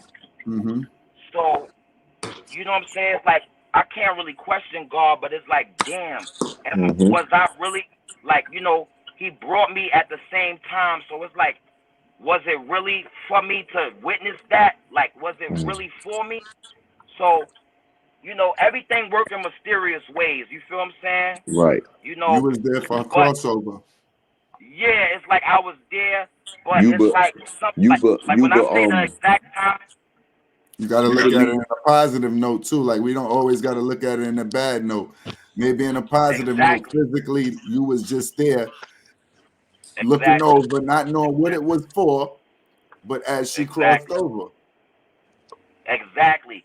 And you know, it was something my aunt said to me. She said, Aaron, it's better that you was there than you come to the block and you find out something happened to your mother and nobody got no answers. You feel what I'm right. saying? Like, you know, Right. because then I don't know what I would have been doing or who I would have been just finding any kind of targets. Like, you Then, feel me? like Just I making said, up that targets. frustration I was going through, I was going to point it at others. Yeah, exactly. You know what I'm saying? Like, so it, like she said, yo, it was good that you did. You knew exactly what happened, so you ain't gotta speculate. You feel what I'm saying? But I'm just taking this shit there, you know, one day at a time. You know, I know this talk is definitely therapeutic. You feel what I'm saying? Because you gotta get that shit out sometime. You feel what I'm Yeah. saying? Do Because you I'm but the type that. you not to cut you off, but do you believe once God take somebody away from you or take somebody away that they accomplish what they accomplish on earth, that's why they take them away, or you believe other than that? Well, I just I don't. I feel it don't really have nothing to do with accomplishments. I just feel like it's your time, man. It's your time. You know, everybody has a expiration date. We just don't Right. know when it is. So Right. I don't think it's about accomplishments, because you know, you always accomplishing shit every day. You feel what I'm saying? You know, but I just But think I think that, you got a certain, I think you got a certain thing to do first before, because he's not going to take you away. But you know what I'm saying? Until you do what you got to do, and you do, and you know what I'm saying? You go to a better place. That's what I think. That's what I think it is. I don't know if Bam is yeah, you Dbanger. know, I don't know if y'all it could be think a that, lot of Corey, but it that's could You what be know I a lot think. me. of You feel different me? perceptions. You know It could me. be a I'll lot be of on. different. I'm sorry. Nah, go ahead. I'll be on angry time. So I'm like how I be sometimes. Like you just at certain points you can take time to think about that and take time to listen to those answers. But emotionally, sometimes you ain't ready for that right away. You So definitely I not. feel them. Like, Yeah. because I personally, I never know what to say, so I wouldn't say anything, and then I know how I feel. So it'd be a point where it's like you said, I can get through it today and tomorrow and Tomorrow every be day that I different. need, and I got to look for other things because at any moment You got it's to take gonna one hit day at me, a time. You know what I'm saying? and I'm gonna look back and I'm gonna notice it because it's something that's my creator. That's what brought me here. That's so, and I'm gonna always have you like we said here, but it's day by day and is One what you day at a believe. time, my Because nigga. Yeah, because we human beings. You feel what I'm saying? At the end of the day, we human beings. So sometimes, even as a human being, you know, you're not fully in control of your emotions. You feel me? Like, you may think you got a hold on it, and then it's just switching you, and you like, oh shit. Like, you know what? You might be moody, or you might be mad, funny, happy, sad. So as a human, you know what you gotta do? Like you gotta recognize like who you are. Like you gotta recognize your emotions. Like you can't ignore it. You feel what I'm saying? Mm-hmm. Like like I'm really like take like really realizing like coming to the realization of what I'm going through, like what I went through. Like I think when you realize like I really went through some shit, I'ma just take my time mentally. Like I think when you recognize that, it kind of helps you more. You know what I'm saying? Because you're not straying from the real fact of what's going on. You feel what I'm saying? Mm-hmm. And it's always like let's say you go to the doctor and you stress. The doctor gonna ask you like, yo, what have you been going through? Have you been going through any stresses? And when you start going down that list, B, you be like, damn, this happened, this happened, this happened, this is going on, that's going on, and then you be like, damn, I'm really going through some shit right now. You feel what I'm saying? No matter what kind of mask you got on, because when you go home, that's when you got to really deal with yourself. And when you alone, you feel what I'm saying? You come to the realization of everything like, damn, because you come outside, it's all distractions. You good for a minute. But when you get home, that's when all your reality hit. That's when your mask come off, your cape come off. Now you're a regular human being. You're not that superhero nigga that was in the world and you got your shield on but you weak underneath. You feel what I'm saying? So it's like, you just gotta like I said, man, I'm just staying, coping with it. You gotta stay in a positive light, because even, Cory losing his sight and everything, you gotta look to positive shit to get you through, bro. You feel me? Mm-hmm. Because it's easy to give up. Like, it's easy to give up.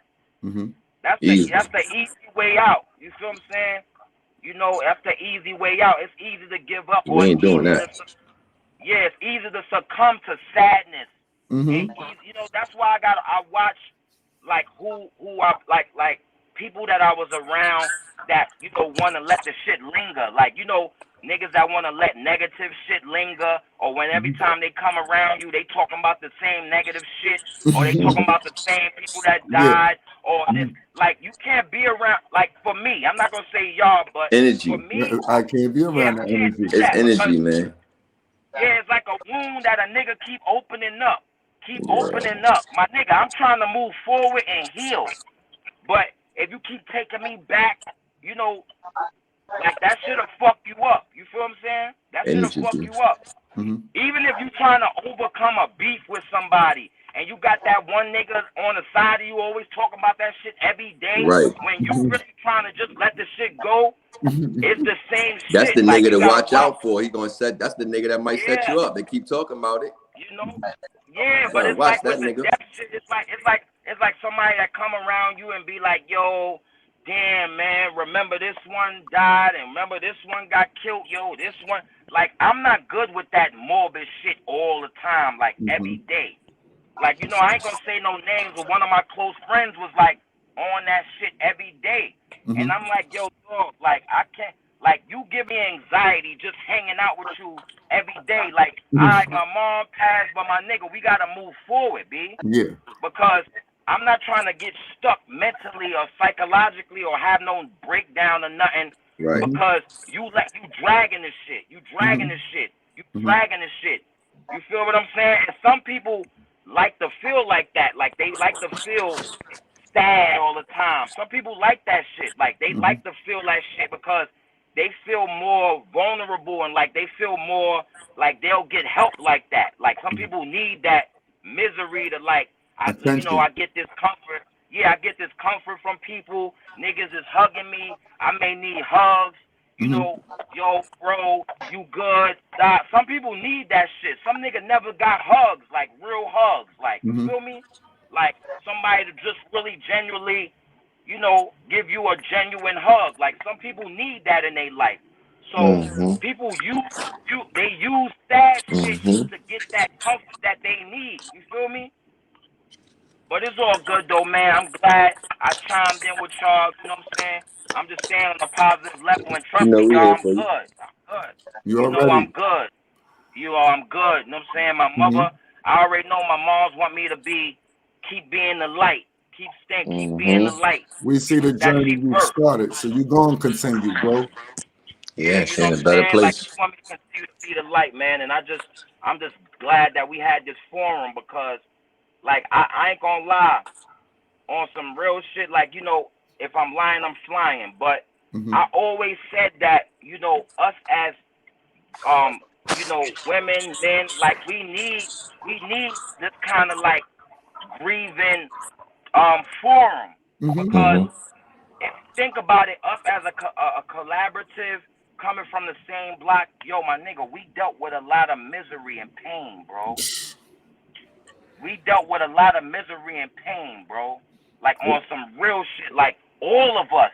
Where it becomes normal. All of us together. You know, we ain't gonna start naming shit that happened, but my nigga, all of us as a collective, as a as a extended family, because I consider y'all my family. Like, you feel me? Right. Like anybody from 06, I consider like my family because yo, we experienced the same shit together. People dying, we experienced it together. This one mom's died, this one aunt died, this one father died. Like my nigga, we all experienced that shit together because of how close we are. You feel what I'm saying? So it's like, you know, when people said they ain't come to the funeral and all that, I was like, yo, it ain't no love lost. You know what I'm saying? Because you never know what niggas dealing with at home. You feel me? Like, damn, nigga, mom's died. Like, damn. Like, you feel me? Just like, you know, when other people moms died, I'm like, damn. Like, you feel me? You try to walk in another man's shoes for a minute. You feel me? So that's why I said, like, I always said that we needed like some type of, like, I don't know, mentally I said it, like we needed like I always thought about like a grieving group meetings niggas need to have because we dealt with so many deaths back to back, bro. We never got time to really grieve, bro. We never had time to really grieve for nobody. Because then it'd be the next person, then the next person, then the next person. My nigga, you get numb where you never mourned for this person. You never really grieved for that person. You feel me? So it's like, you know, sometimes, like, you know, maybe one night, like, you know what I'm saying? Well, it all falls into the same shit, but, like, I always thought that we needed that as like, we all needed that. You feel me? You just set that form. You just said it. So you just say whatever night we chime in, you already know how it go. And that's what we get. A night where we just all had to, you know, let it loose. Yeah, because like if you think about it, when did we really get time to grieve, bro? Banger, You can see how many shows we done had, and every time I get on here and I go through a thought, I say every Sunday I might get through a moment where I think about the people I lost, and then the latest one that I lost, I always think about my nigga Gorilla. Yeah, come on, B. Rest in peace to all of them. Now that's a You know, it was Marlon. Yeah, It's always back to back. yeah, you know. That's a fact. Like not for nothing. Like hey, like once again, I just wanted to I wanted to offer you my condolences again, and and to thank you, you know, just for coming on and giving your testimony and talking about everything that you're going through. And like I told C earlier, like you're the epitome of being your own therapist, bro. And one of the most traumatic situations that you could have experienced. And once again, I don't know what I would have done in that situation. And God, I believe, not for nothing, bro.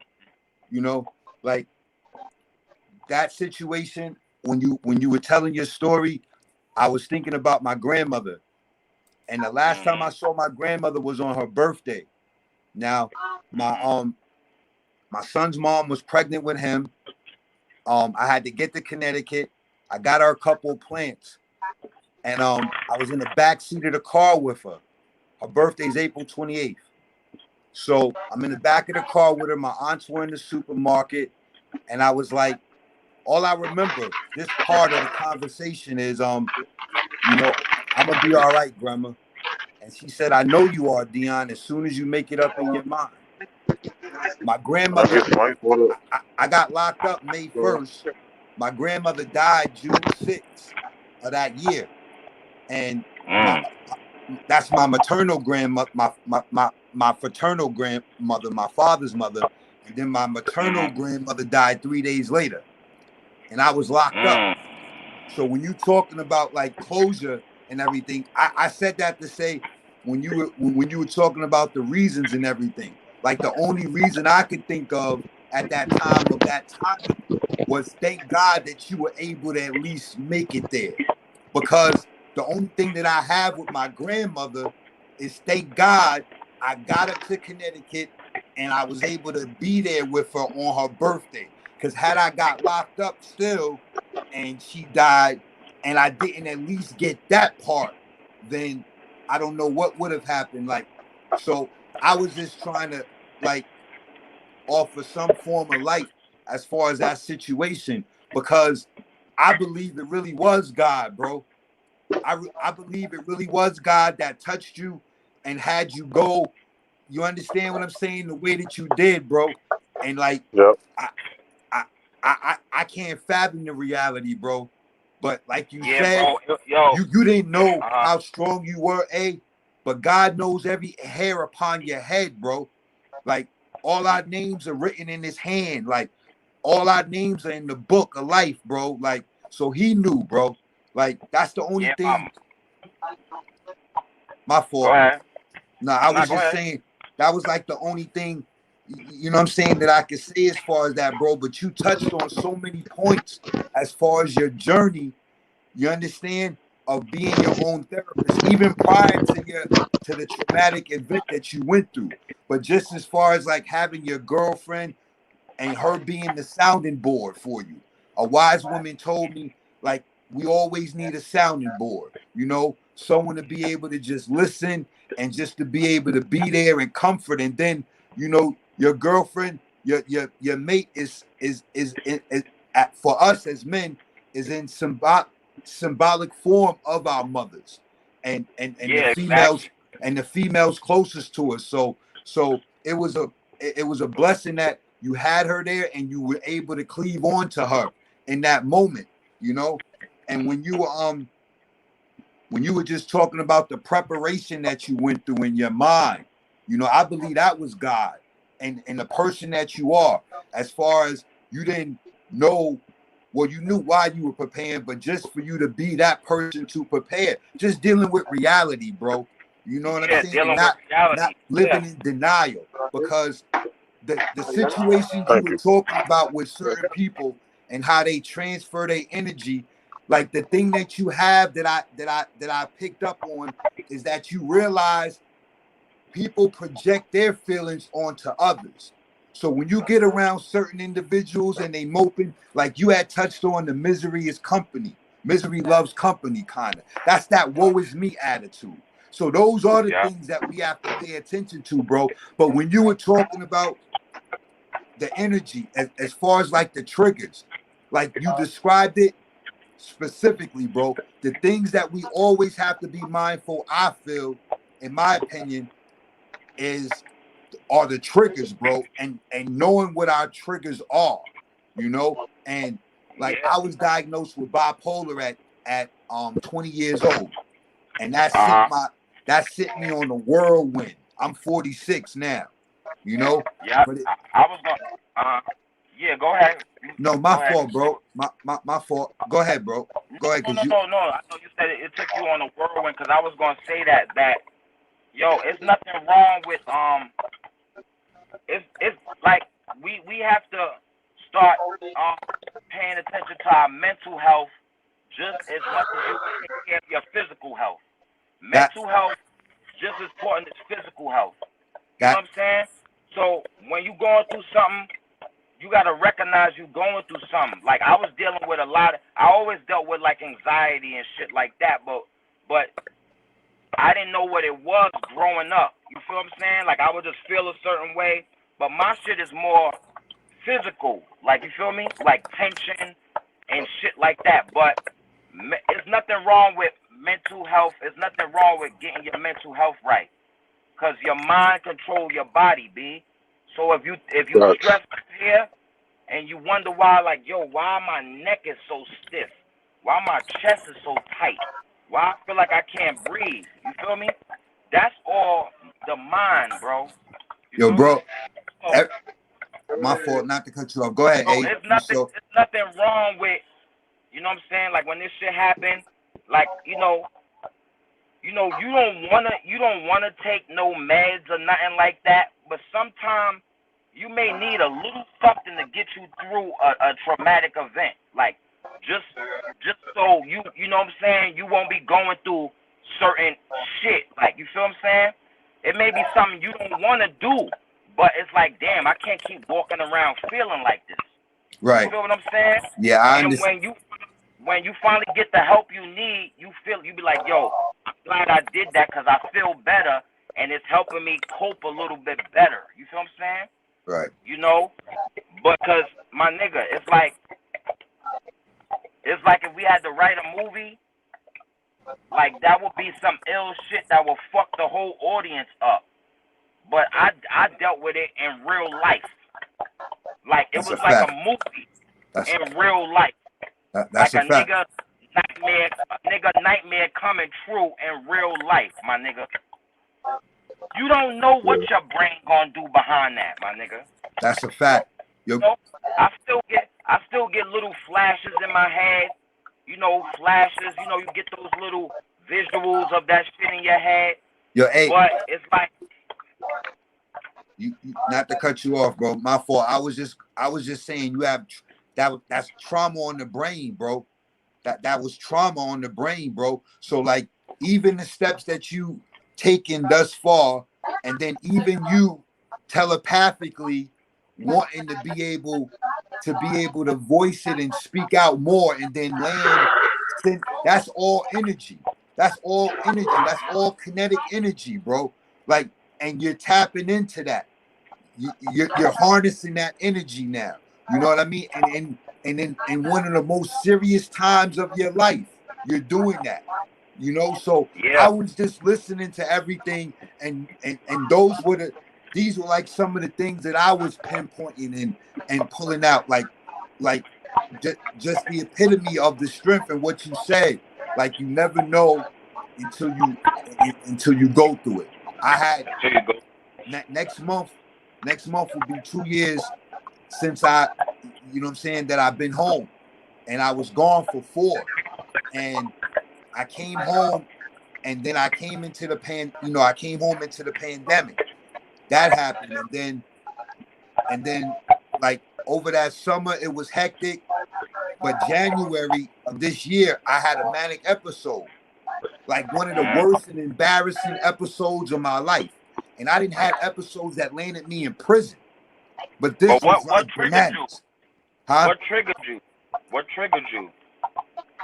In hindsight, that I like, I believe it was I mean, if you comfortable talking about it, you know what I mean? yeah, I'm going to, and I appreciate you asking because like it was just everything. I believe it was a combination, bro. And in my Yeah, mind, like when you start doing the list, right? When you start doing the list, when I started, it's even iller when I started doing the list because I did the list to the point that I figured out the chronological order of the manic episodes, which happened to be 7 years apart, all of them.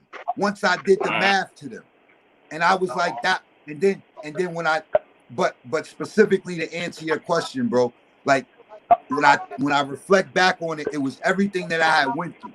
You know, the bid, like preparing my mind for the bid, being on the bid, because I had to wear that mask you talked about. I had to wear a mask the whole 4 years, and I had to adapt. I was a fish out of water. It was only a medium, but to me, it was still, you know what I'm saying? So then coming home, readjusting to the real world, and then everything I had put in my mind. When you were talking earlier about speaking things into existence, I did a lot of that. And then it was like I walked into it all when I came home. And then I had to readjust. My brain, in my mind, like my brain takes pictures of where I'm at the time. And the analogy of how you broke down the death and the eyesight and everything. So like my mind, even though I did my best to counteract people, places, and things, I'm in a new borough. I'm in the Bronx instead of Harlem, kind of thing. I still had that behavior pattern from being out here before. And when you clean up your house, quote unquote, and the demons get cleaned out, quote unquote, and you let them back in or they get back in, it's double the amount, quote unquote. Like, so all of that, then the summer. So what happened on the 6th? That's a radio? That's a radio song. Oh, that's a TV? TV is some fucking shit. Cory, you might have to mute your mic now. Because you I'm here. Mute the mic. I'm trying to mute it now. Don't worry about it. I'm trying to mute it now. On that specific day, bro, I was in the house. My girl was here, and I had a whole plan to go see one of my bros. And I went to go out the door. I had the champagne and everything. I got downstairs, and my brain just snapped, bro. Like, snapped as far as I started walking how I do. That's the manic part. But when I'm walking and I go into that zone, in my mind, I know I'm tweaking, but I'm not able to express anything. I'm not able to verbally like tell you I'm tweaking unless you know me. So I'm by myself now outside. I'm walking. Now in my brain, I'm getting all types of visuals. People that I know, like all of that. But my phone is ringing. It's in my pocket. In the back of my subconscious, I'm saying like the phone is ringing, but my hand's not moving to go in my pocket to get the phone. It's some type of journey, some type of cleansing that I had to go on, basically. So I'm walking, and I just walked the route of the neighborhood. A route that I was familiar with, because mind you, I'm still in a new environment. So I didn't go off course or do anything until I get back to the building. I go in the door, but I don't pull out my keys. My mind is racing so fast. My keys are on me. My phone is on. Everything is on me. I go to open the door, but it's not registering. And I just tweak, bro. It's January 6th, bro. Blistering cold outside. I just Hey, shedded not to all cut my you off. clothes. I shed it. That's my sister birthday. I started Right. shedding all my clothes, bro. But in my subconscious mind, all I could do was just thank God. All I could do was thank God. Word to everything, bro. To step in front of my building. I'm stark naked. I know I'm tweaking consciously, but subconsciously, all I could do is just thank God for keeping me. I'm on my knees praying on the steps.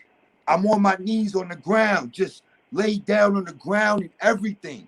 And then I hear voices. So one of the dudes that I saw regularly in the neighborhood, my vision is there, but I'm only hearing. And I recognized his voice. I recognized the regular lady that is around in the neighborhood, her voice. Put some clothes on, call somebody. Like, so I'm coming back to my senses now, consciously, as this is happening, and I'm putting on my clothes. Then the ambulance, police pull up. Now, when they pull up,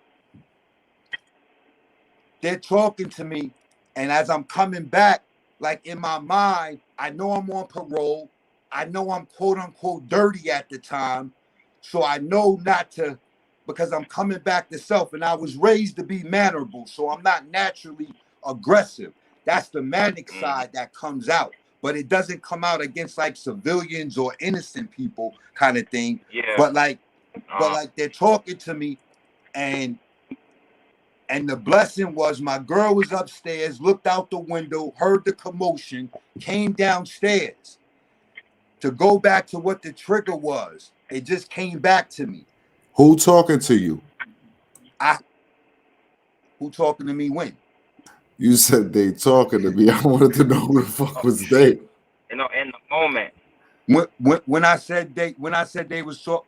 Oh, the ambulance people when they pulled up, maybe that's why. All right. All right. Because I had to double check and be like, I'm who like, was oh, he said they talking. Because it's only my thoughts. Like I don't hear like, voices. hey, your mic on. He said they it's just my voice, but just mad thoughts. So the trigger was, it was two of them. I had a dream, two upstate, that nightmare, but woke up to be a blessing, that I missed parole. That was the trigger, on top of everything else. But I didn't know when that was gonna happen. And I was someplace where I shouldn't have been at the time. So the anxiety, that's what I realized that I have. I have that PTSD now on top of, and the label thing I'm not into, but I'm just like giving whatever clinical non-definition definitions we aware of. So basically one of the triggers was that nightmare dream I had up north of missing parole. And then I got a call about my son. My son had done something, and he had gotten in trouble with his mom, and she called me, she FaceTimed me, and he's in California. She moved him out there 6 months prior to me coming home. So she restarted her life and that's a whole nother topic. But like, she had restarted her life and which is a blessing for her. Yeah. But I didn't plan on my son, who's like my lifeline in the physical. How Cory was talking about his daughter. Blesses my lifeline in the physical. So like, he's all the way in Cali. So she called me with that. I had that nightmare dream, all the drama I went through over the summer and coming home, all of that combined, boom. That was the pop right there. Thank you. You brought me back to all of that, So basically, I'm in the ambulance now, and this is what helped also. I kept saying, where's my son? Where's Bless? Bless is all the way in Cali. That's the only thing that the officers, the sergeant told my aunt. I said, my girl, she said that's all I was asking for. That's what they told her. But I had something on me I shouldn't have had. And the police found it, but they didn't do anything. By the grace of God, bro. By the grace of God, bro, there go I. And any other time, a manic episode, I've wound up incarcerated. Yeah. So this was one of the, not every time, but the most recent. And this was one of the times where thank God it didn't go that way, because I would have gotten violated and it would have been a whole other, and then I wouldn't have been in my right mind when I went in there. It's And just that happened right before I went up north, you know what I'm saying, to go on my bid. I wasn't in my right frame of mind. I wound up getting clapped right before I went up north. Like, you know, so yeah. like that was just that was just to chime in on what you had said, and then like the trauma, bro, because in my mind, bro, based upon me analyzing everything, I believe I've been around a lot of my bros, man, and they exhibit a lot of the symptoms that I deal with regularly, bro. I didn't see the manic episodes. I didn't see the depression. I didn't see all of that, bro. And then dealing with just knowing your bros, like, you know what I'm saying? So it's like, because it's something that I'm aware of and I deal with, you know, it's not something common that we talk about, our mental health as black men amongst Exactly. each other. Because So they I look was, at it as like shameful. Like they yeah, think it's like a shameful thing. exactly. So I went through all of that because I was one of the first in my circle, everywhere that I've traveled, being a traveling man, just to be able to put that out there. Like, well, this is my stuff. Like, that's just how I've always been. Like, Yeah, because you gotta own up to your shit, because you know what I'm saying? It's just like walking around with a bad heart or some shit. You feel me? But you know, people you know, they'll talk about that, but they won't talk about what they going through mentally. You feel what I'm saying? And you know we gotta, I mean, like, for my advice, I try, you know what? Cause when they say you gotta quiet your mind, that shit is for real, man. Like, you gotta quiet your mind sometimes, you know, because you got all these subconscious thoughts. You got all these subconscious things going on. Subconsciously, you thinking about a lot of shit. You feel me? And then all that shit come forward. Like, you feel me? It's like all of it like come as one thought at one time. yo, bro, that's how me and one of my bros, like he and I are like this. You know, you gotta quiet your mind. You muted your shit. He muted his shit. Yeah, my fault. He and I are like this. You know what I'm saying? And he has the same diagnosis. So we've broken it down with each other as far as, yo, bro, like, I've gone into the crevices of my mind, like, and then when you do that, sometimes you don't make it out, bro. You go too deep. You don't make it out, bro. And those are the people that we see, like, on the streets at times, and you understand. And that's how I learned. You know, I was aware about the subconscious and conscious, but ever since the diagnosis, and yeah, I hear what you're saying. He muted his shit again. You muted. Ever since the diagnosis, and why you keep cutting yourself up? Nah, that was a call coming through. My fault, bro. I apologize. Yeah, so like ever since the diagnosis, like it started with the depression and the woe is me, and this is my thing, this is what it is. And then, you know, the trigger to, I'm not gonna let this stagnate me. This is just another label. And then, you know, just moving forward and then analyzing myself. Like, hold up, Negro. What the hell is going on with you? Why have you done A, B, and C? So that's led me up to now being home, and I've been in therapy for like 3 to 4 months now. And and like my therapy, you know, my therapist, she's a female.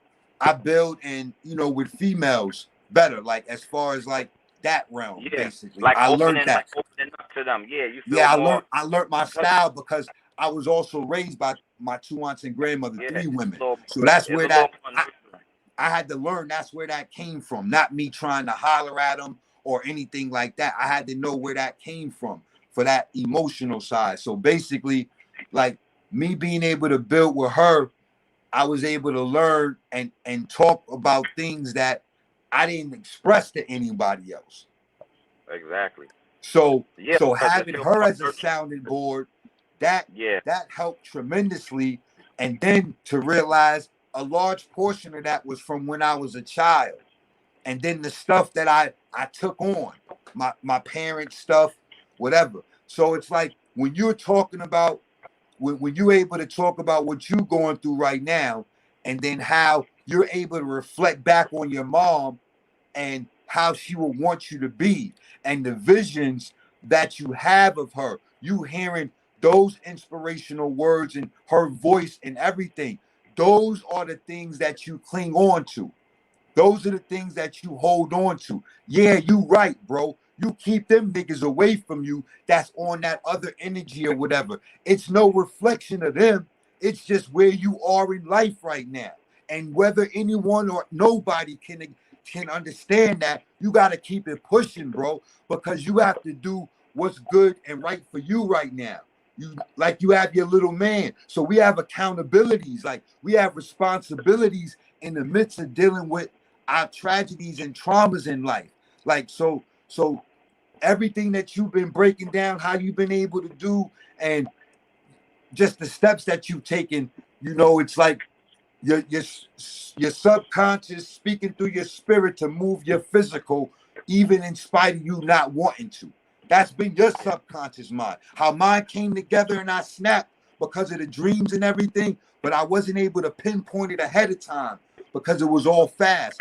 You have been subconsciously preparing. Proper preparation prevents poor performance. You have been subconsciously preparing. So then God also helped you because it wasn't a situation like you said, because if you didn't have the answers, you was going to tweak. That was going to be the trigger. And then anything else could have happened, and that would have been another add-on to the catastrophe. So how you were able to analyze it all goes back to the mental health and the preparation of things. So I know how I have prepped my brain. I'm learning that now. I knew within self, I had got to those steps with self. And then being in therapy, I've been able to talk it out with her. Now being on the forum with you all as my brothers, though, as my brothers, as men. You know what I'm saying? So now it takes on another level, basically. You're right. Only and another piece of advice I want to give, you know, that's been helping me be my own therapist and checking myself is coming to the realization, right, that you cannot control everything, bro. You cannot control everything. Sometimes you have to literally leave things in God's hands. Like, you have to have that. Well, for me, I'm going to say for me, right? You got to leave shit. Like, sometimes, you know, when we go through life, we try to control everything that we can't control. We try to control this, that. We trying to make sure this is not going on. That's not going on with the sun. But sometimes you can't control everything, and that's where you get overwhelmed with stresses because you putting too much on yourself. I don't know about you, bro, but like, not to cut you off, I don't know about you, but every time I put my hands in something, I always mess it up, eh? So I finally learned the hard way, bro, that I have to leave my hands out and allow God just to do what he does in my life, because he's always been present in my life, whether I acknowledge them or not. It has no reflection on anyone else. But at the end of the day, I just know personally. So that's what I've learned. That's just to add on the piggyback, quote unquote, to what you were just saying, bro. I always mess it up, bro, every time. So this last round, it was the one time that I believe that's where the hand of God was able to be upon me to help guide me the way that I was being guided, because I didn't put my hands in anything. Even the mistakes and missteps that I made coming home, you know, I'm still being accountable because I'm letting it be known like I didn't. So yeah, bro, I always mess it up, bro. So I'm glad you shared that with me, bro. And I'm appreciative of you sharing your story with me and sharing it with the forum. I appreciate that, because a lot of people don't want to show that side of them, because bro, you know, it makes them I feel. appreciate you also as well, and it's like, I said it to one of my bros, like he was one of the only ones that I had told outside of, you know, the family. But like that was like one of the most embarrassing, traumatic, all of that at the same time, bro. I live right here. I walk among, like, I don't, you know, No, I understand. my aunt got calls. My aunt got calls from the neighborhood, Like, Yeah. she always gets calls when something happens. She was all the way up in PA in the mountains during, and you know, all of that. So it was like God really had his hand upon me, bro. Just how he has his hand upon you right now, bro, as he always has. Because the one thing I learned, he's not a respecter of persons, bro. So the same thing he's doing in your life, in Cory's life, in Land's life, you know what I'm saying, in Nick's life, in my life, he'll do in everybody else's life, bro. That's just my personal. Like, that's just what I've learned, bro. You know what I'm saying? Yep. My mother always said, you know, rest her soul. Like, sometimes you gotta just let shit play out. Like, kind of like, I'm not talking about in terms of like mental health and making sure you good, because if you know that you feeling a certain type of way, that may be the time where you go talk to somebody or make sure you got your meds or whatever, just so you won't be like, you know, letting yourself go too far. But like, you know, we just, you know, living where we live and how we brought up, we all got PTSD. We all got mental issues just because of how we grew up, like just having to survive. Like, we got a survival mechanism in us that just growing up in the ghetto, in the hood or whatever, even though we've been in nice places and all that, the majority of our life, like, we had to grow up on some real survival mode, bro. Yo, bro. Survival mechanism, and that changes your mental. Yo, bro. You gotta be on defense all the time. Yo, bro, I was saying that, bro. Like, seriously, like up north, bro. Like, I was saying that, sitting to myself, like, yo, my nigga, like, you was really bugging, bro. Like, you was really bugging, yo. Like, just the mentality, bro. Like, it's not normal, bro. Like, I'm telling dudes that, bro. Like, yo, y'all gotta realize the way we've been moving, the way we've been, it's not normal, bro. It's trauma on the brain that we've experienced, bro. And it's like, I even took that to another level personally, to be like, you know what? One of our issues as black men, like, is the anger. Angry at ourselves, angry at each other. So I said, well, how about we adapt the mind frame or the perception? I disappointed myself and I disappointed my brothers, because disappointment we could get over. We could get over that. I could, yo, my fault, bro. I let you down that day, but I promise you I'm gonna get back to it. But when we have the anger, that rage is blinding. That rage is blinding, like the bull that they talk about. So it's like, when that blind rage comes over, on top of our genetics and everything, how we've been trained, like you said, our survival instincts and everything, like, on top of all of that, you get what I'm saying? It's just a perception, bro. And that's what you were breaking down about everything. C was breaking it down, like, just about life and moving. It's the perception, bro. C said it and you said it, bro. We have a choice. I believe we have a choice. We get a choice and a chance every day, bro. And y'all both made the choices. You both made the choices that you needed to be able to get to the steps that you've gotten to be where you are right now. On this day, not yesterday, not tomorrow, bro. We gonna take one day at a time, one step at a time, like Big C said, bro. Irregardless of our whatever we think we functioning and our capabilities are. Like, you understand what I'm saying? One day at a time, one step at a time, bro. Because that's how your kinetic energy is adapting right now to what you've been through. That's how it's adapting. And you must stay focused and aware of your triggers, bro. Have to stay aware of that, please, because pay attention, continue to be aware of your environment and that energy, bro. And when you feel it, don't turn against it, bro, because you have that trauma, you're grieving. The grieving is not going to stop. I told you about my grandmother, bro. That was 2012 when my son was born, bro. That was 2012. I didn't get to come home for my grandmother's funeral. I didn't get to see her. but I focused on that birthday. And then I had a dream about her up north. I was hard down crying. She came in the room. I said, Grandma, I'm sorry. She said, I know you are. Come sit down. And I woke up out the dream, bro. But I took that as God helping me and her helping me. I had other dreams, but that one was significant because I messed up. I really And, fucked up, bro. and she And I came wasn't to here. you in the spirit. She came to you in the spirit.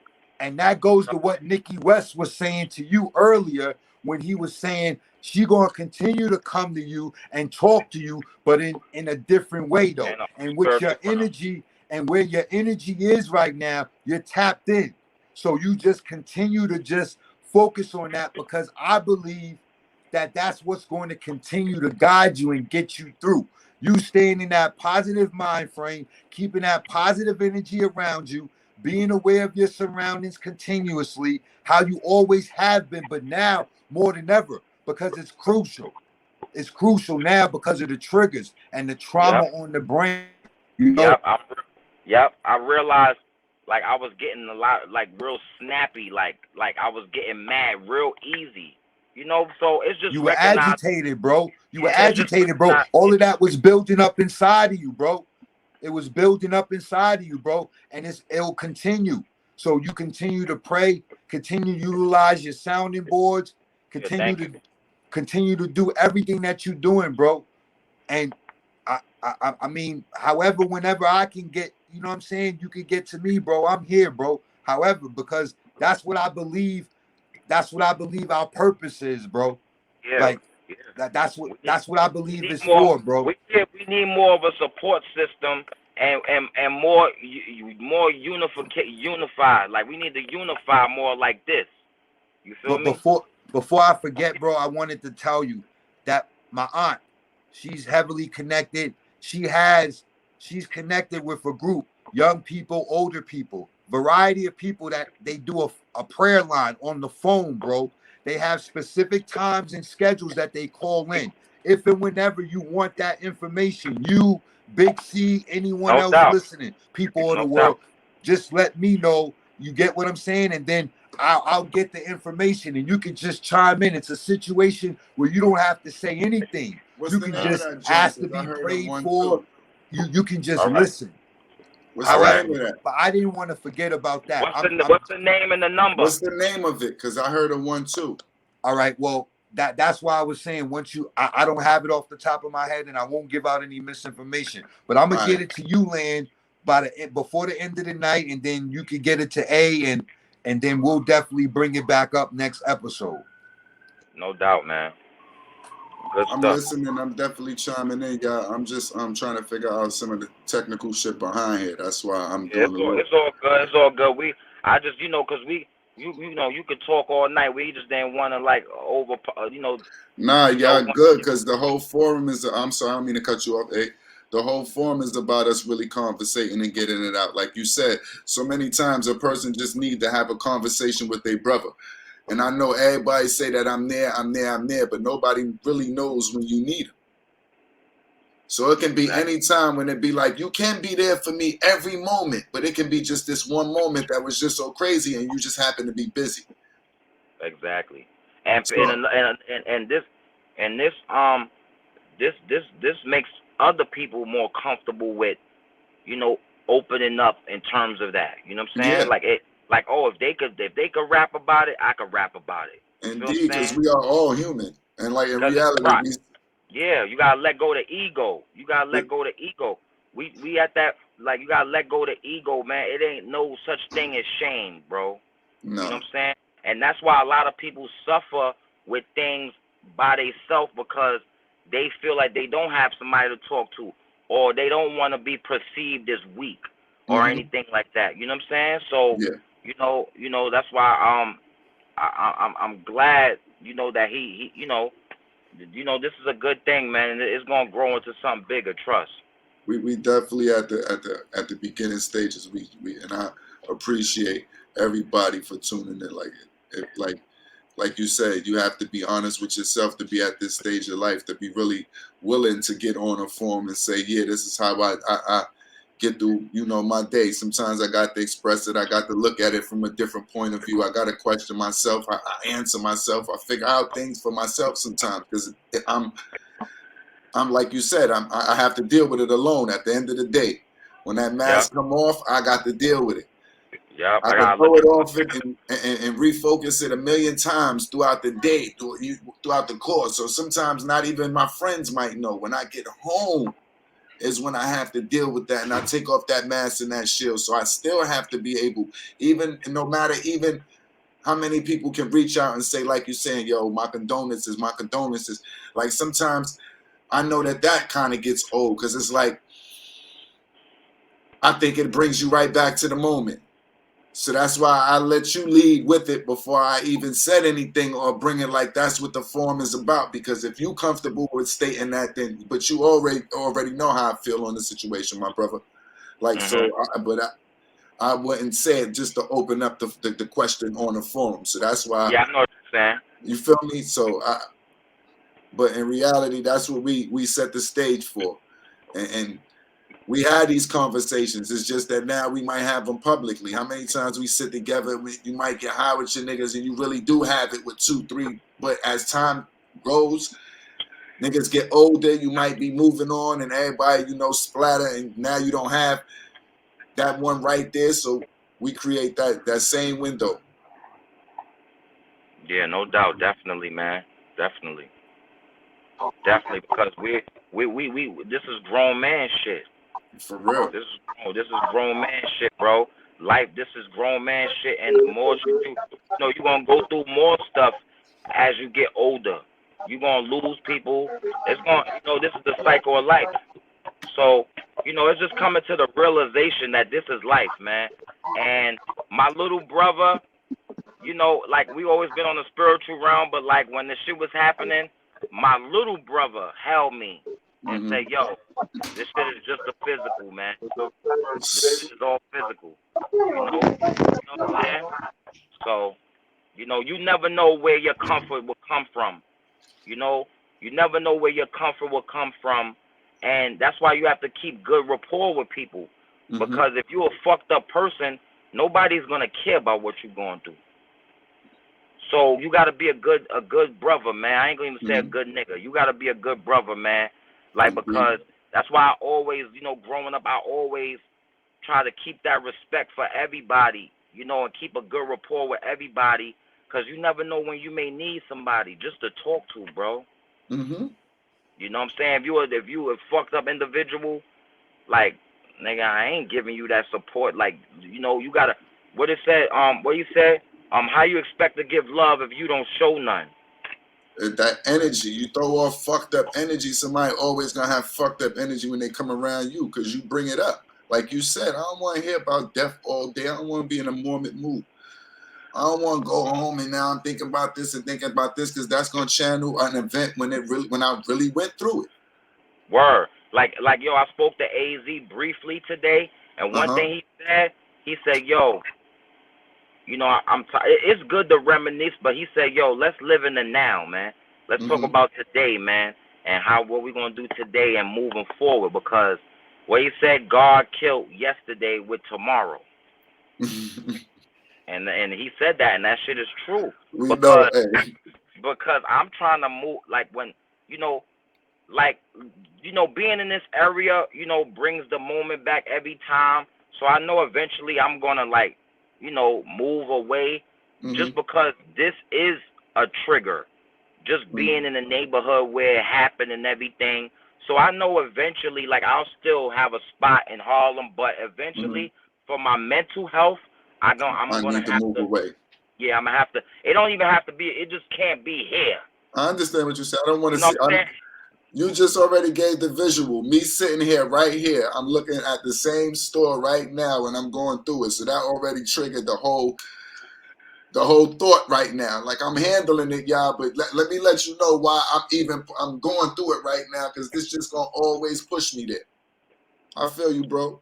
Yeah, like today, I ripped off. I ripped down the service flyer in my building. They kept that. Today is the 9th. That shit was up since last That shit was up almost a month, B. I don't want to see that. I don't want to feel that. Today I just took it down. I just ripped it down, took it down. Mm-hmm. You understand what I'm saying? Coming to a closure.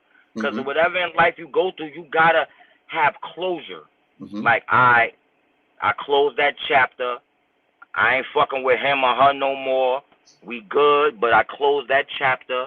This chapter, you know, everything is like has to come to like a conclusion, because everything can't be a run-on book in your life. Mm-hmm.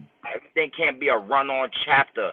It Mm-hmm. has to stop at a certain point for you to go to the next chapter. All right, Mm-hmm. what's next? You feel me? Mm-hmm. So I might see you along in our journey, but let's meet again in the future when you feel. I understand. Yeah. So let's you grow. know, yeah, bro. Yeah. It's about evolving and growing and moving to the next level, man, because you can't be stuck. You can't get stuck. You know what I'm saying? It's just that some people can handle things better than others. Mm-hmm. And some people don't know how to handle it. You know, like you may want to handle it, but it's like you may need somebody to talk to help you handle it. Like, yo, maybe you should do this. Maybe you should do that. Maybe you should do this, because you never know, that shit can help. You know what I'm saying? Mm-hmm. You know, you can't do it on your own. Sometimes you need some insight from other people. Like tonight, you need that other insight. Like, Mm-hmm. yo, hey, just meditate. You know, my aunt told me, you know, when you feel like this, breathe. You know, so all of those voices come back to you. All that Mm-hmm. advice come back to you when you in your moment. You be like, all right, this person said that. This person said this. You know, my white boy all the way in Colorado, he told me, yo, you know, take a walk in nature. Take a walk. Exercise. You know, some shit that may not even be on my mind at the time. Mm-hmm. But all that advice is good, because when you're going through it, you like, all right, let me take a walk. Let me Mm-hmm. do that. Let me start exercising. You know, so it's all good advice. It's all good help, man. You know? I feel you, brother. It's like I said, at these times, it's nothing that you can really say, because we know how, and that's the queen. So you Yeah, you already know. Yeah, you already know, man. And me and my mom was real. day by day, bro. I know. I can't, like you said, when you started it off with just imagine. I couldn't even imagine. In my 40s, I couldn't imagine that shit. I don't want to see, and I don't want to go through that shit. Like you say, I wish I go before her. I don't want to see that shit. That shit is not a plan that niggas like. Yeah, that was. Yeah, it was definitely something I never, you know, But I'm not gonna lie. Not that I'm ignoring it, but I you know, it's like the next day, like, you know, you gotta move forward. Like, I feel better moving forward. Like, Mm-hmm. you know, like at the same time, you know, I'm grieving, but I'm a grieve in a good way. Mm-hmm. I'm a grieve in a good way. You know what I'm It's saying? your time to send yours off, to have yours grow, to get yours, to have your nest, build your castle. Yeah, exactly. Like, you know, I'm like, grieving doesn't have to be what everybody think it is, or, you know, everybody mourn different, grieve different. So, you know, I didn't know how I was gonna feel until you in the moment, until Mm-hmm. you going through it. You know what I'm saying? It's like, you know, you may think it's gonna be really bad, but it may, you know, depend. Everything is what you can make in your mind whatever you want. You could build whatever kind of perception you want in your mind. A good perception, bad perception. You could take things on a good note, like how we do. You Mm-hmm. know, knowing that they in a better place, knowing that they still with us. These is all, you know, even if it's perception or reality, you have Good to give perception. yourself Mm-hmm. a good perception of it. So Mm-hmm. that's what I'm doing. I'm just sticking to the good side, you know. And if at nighttime I want to cry a little bit and it come out, Mm-hmm. you know, I'll just cry a little bit and then get over it. Move Indeed. past, And you know. there's But I'm nothing not wrong going to, with like, that. you know, I'm not going to, like my sister said, like, you know, mommy wouldn't want you to make yourself sick. And you can make yourself sick Mm-hmm. by dragging it, like, in Mm-hmm. your mind mentally. Like, yo, let me get up off this. It's you in control. You in control to say, yo, let me get up off this, B. Let me get up off this. Like, you know, I had my little moment, but let me get up off this, man. Like, let me mentally get up off this, man. Like, because it's not gonna be good for me if I stay on it. You feel what I'm saying? So it's like, it's not no disrespect, but it's like, all right, I gotta get up off this, and I gotta move forward, man. You know, I gotta move forward because that's what Snoop said. Snoop, and another thing that comfort me is like when you going through something like this, you know you're not alone. You know you're not alone, man. You know, just bumping into people that experienced it before and people that experienced it right after me. Like when Snoop moms passed right after my mom's, I'm like, wow. But with all he got, and he said one thing. He said, my mother will want me to keep working, keep partying, keep doing the music, and not sit nowhere and have a nervous breakdown. He said, I can't do that. My mom wouldn't want me to do that. So let me keep doing what I do because this is what my mother will want me to do. You know what I'm saying? And it was just, and it's like I'm scrolling, but it's like why I had to catch that. You feel me? At that moment. I understand what you mean. So, everything is universal. Everything is, God got his hand in everything, man. And, it's just keeping that faith that there is a God. You know what I'm saying? Keeping that faith, that knowing that, like, he's a part of us and, like, shit get rough. But, you just got to, like, zero in and just know yourself and just kind of center yourself. Like, it's like, all right, let me chill. Let me just chill and be easy. Like, like when you set your mind like that, like, I'm just learning that. I'm learning as I go. Like, let me be easy. Let me not think about this too much and just let go and let God, man. And on every situation, that goes for, like, getting visitation with my son the right way, doing this, doing that, things I want to do. Sometimes you got to, like, have half of your hand in and let him do the other part. You know what I'm saying? So, we got to let but, like I said, man, I'm good with this, man. I'm just glad we did this. I was able to chime in tonight, bro. We appreciate you, bro. Yeah, I hope everybody have a blessed night and all that, Yo, you have a blessed night also, bro. Definitely appreciate you, always, man. Yeah, I appreciate y'all. I love y'all, man. Word. I love you too, bro. I'm bugging out.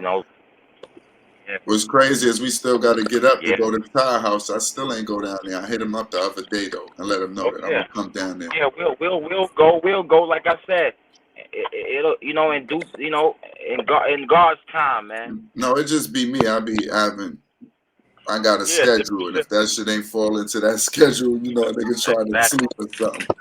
I ain't gonna front. But we definitely gonna get that done. We're gonna get it together, man. We gonna get it together, definitely. Cause like you was saying, but when you came on, we was just talking. That's the first thing I said. We was just talking about Ali. That's crazy. Yeah. We just brought him up. Brought him up. And the power of the universe and the power, like your spirit within yourself is real, bro.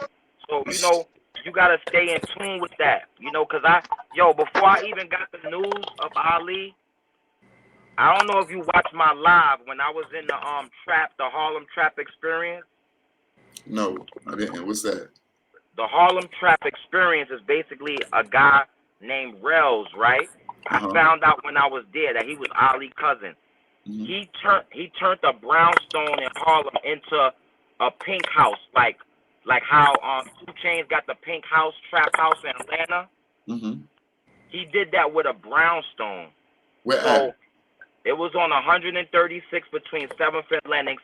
It was from November 5th to the 7th. Oh, okay. Basically, it was like a brownstone that had memorabilia of Harlem through the whole brownstone. He had a bedroom that was set up like with old Nintendos, trap table with the money machine on it.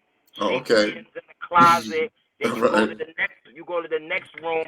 It basically was giving everybody from Harlem their flowers. Like everybody pictures was up. They had Casa on the wall. you know, giving everybody their flowers, people that was dead and people that's now living.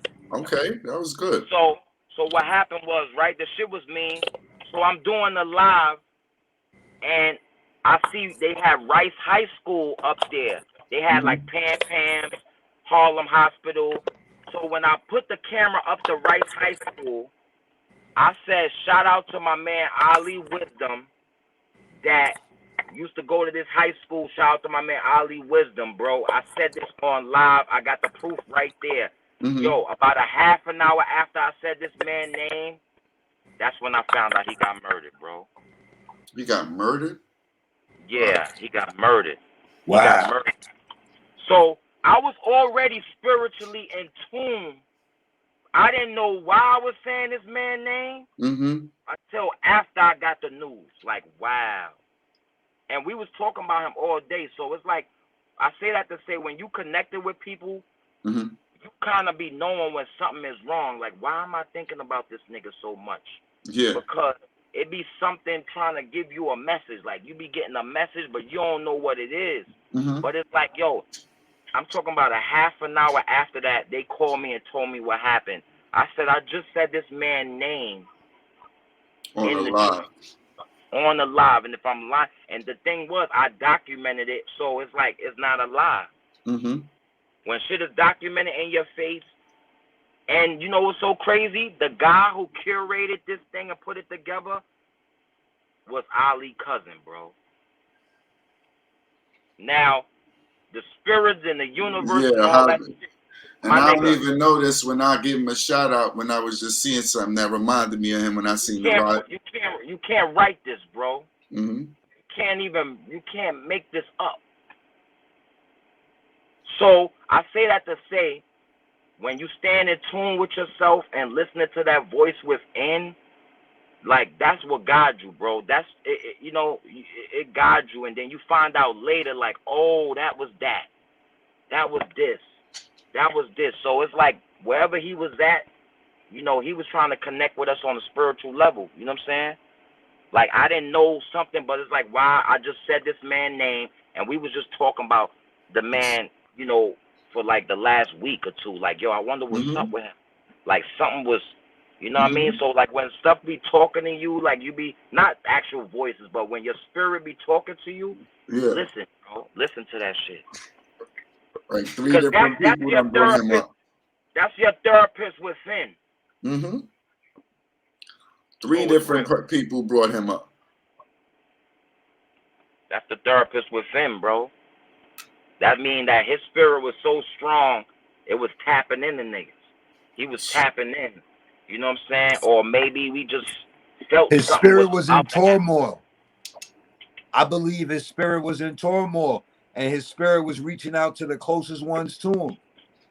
Like, yo, when you get off this joint, go to the live. You're gonna be like, damn, that nigga check it out. Just said his name, big. Like, I did a live walking through the whole place. Facebook or Instagram? It was Instagram live. Oh, all right. Yeah, Instagram live. But you know, rest in peace to Ali. Rest in peace to everybody, man. You know, it ain't even rest in peace, man. They just on a different level, man. But it's like we've been dealing with trauma all our life, man. You know, we just built up a mechanism for it. Like we used to it. So it's like, but at the end of the day, it's like, you know, that's what have people break down at certain points of their life. Like you said, it be a build up. It be shit from 15 years ago, shit from 5 years ago, it be shit from 10 years ago. That you never knew.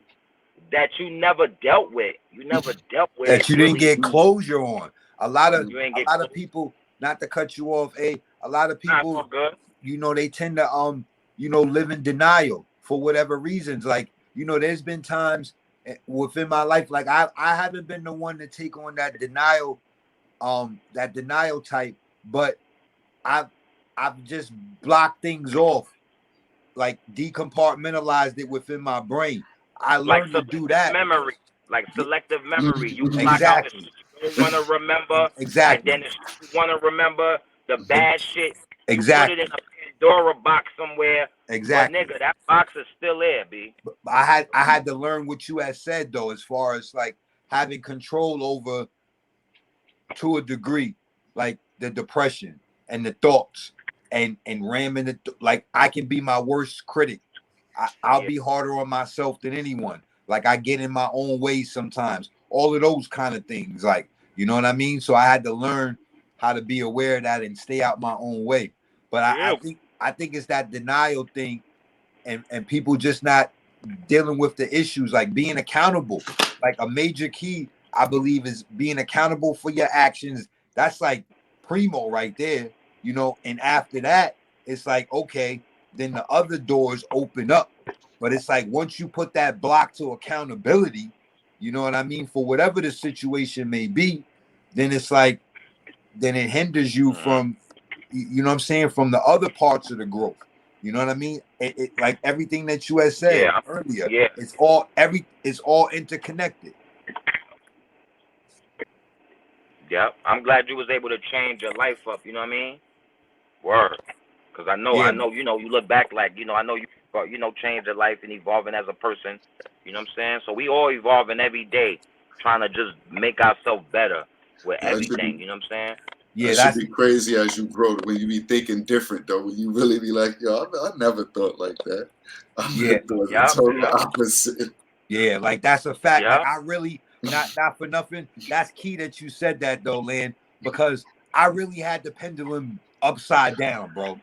Like that's how I got to the point to be like, yo, like that's not normal, bro. It's not normal to be like, it's not normal, the conditions and the energy and all of this is not, it's not, bro. So like systematically, like psychologically, like that's how I was able to break all those different levels down, as far as like, okay, so that means if I'm dealing with this, then that means all these other niggas is dealing with that. Like whether they know it, whether they gonna tell me that they dealing with it, like that's how I got to all those points, because I felt like I was on I was on no man's island for a minute, like a deserted island. Always remember, you never alone, bro. You never alone with the shit you. It was just that mask.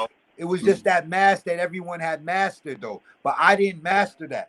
You get what I'm saying, bro? Like I was always the one like hard on the sleeve or being transparent, as they say.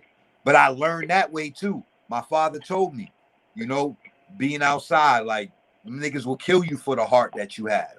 You know, so I had to learn that mask and all of that. So that just goes back to what you had said earlier, bro, about just putting on that, you know what I mean? That's basically what they call, you know, the armor of the Lord, basically the breastplate, the helmet, you know what I'm saying? Everything, you know what I mean? Even having your sword and your shield, like, you know what I mean? So I know everybody's going through a real time, but how was your days, good brother? I'm gonna start off with you, Dbanger. How was your day today? Yeah, Lane, like I told you, overall, bro, you know, my day was good. It's been a little hectic at work, you know what I mean? But I'm grateful for the job, you know what I mean? And I'm grateful for the structure. So it's like I've been able to adapt within that. There was a change in the supervisor that I'm directly connected to.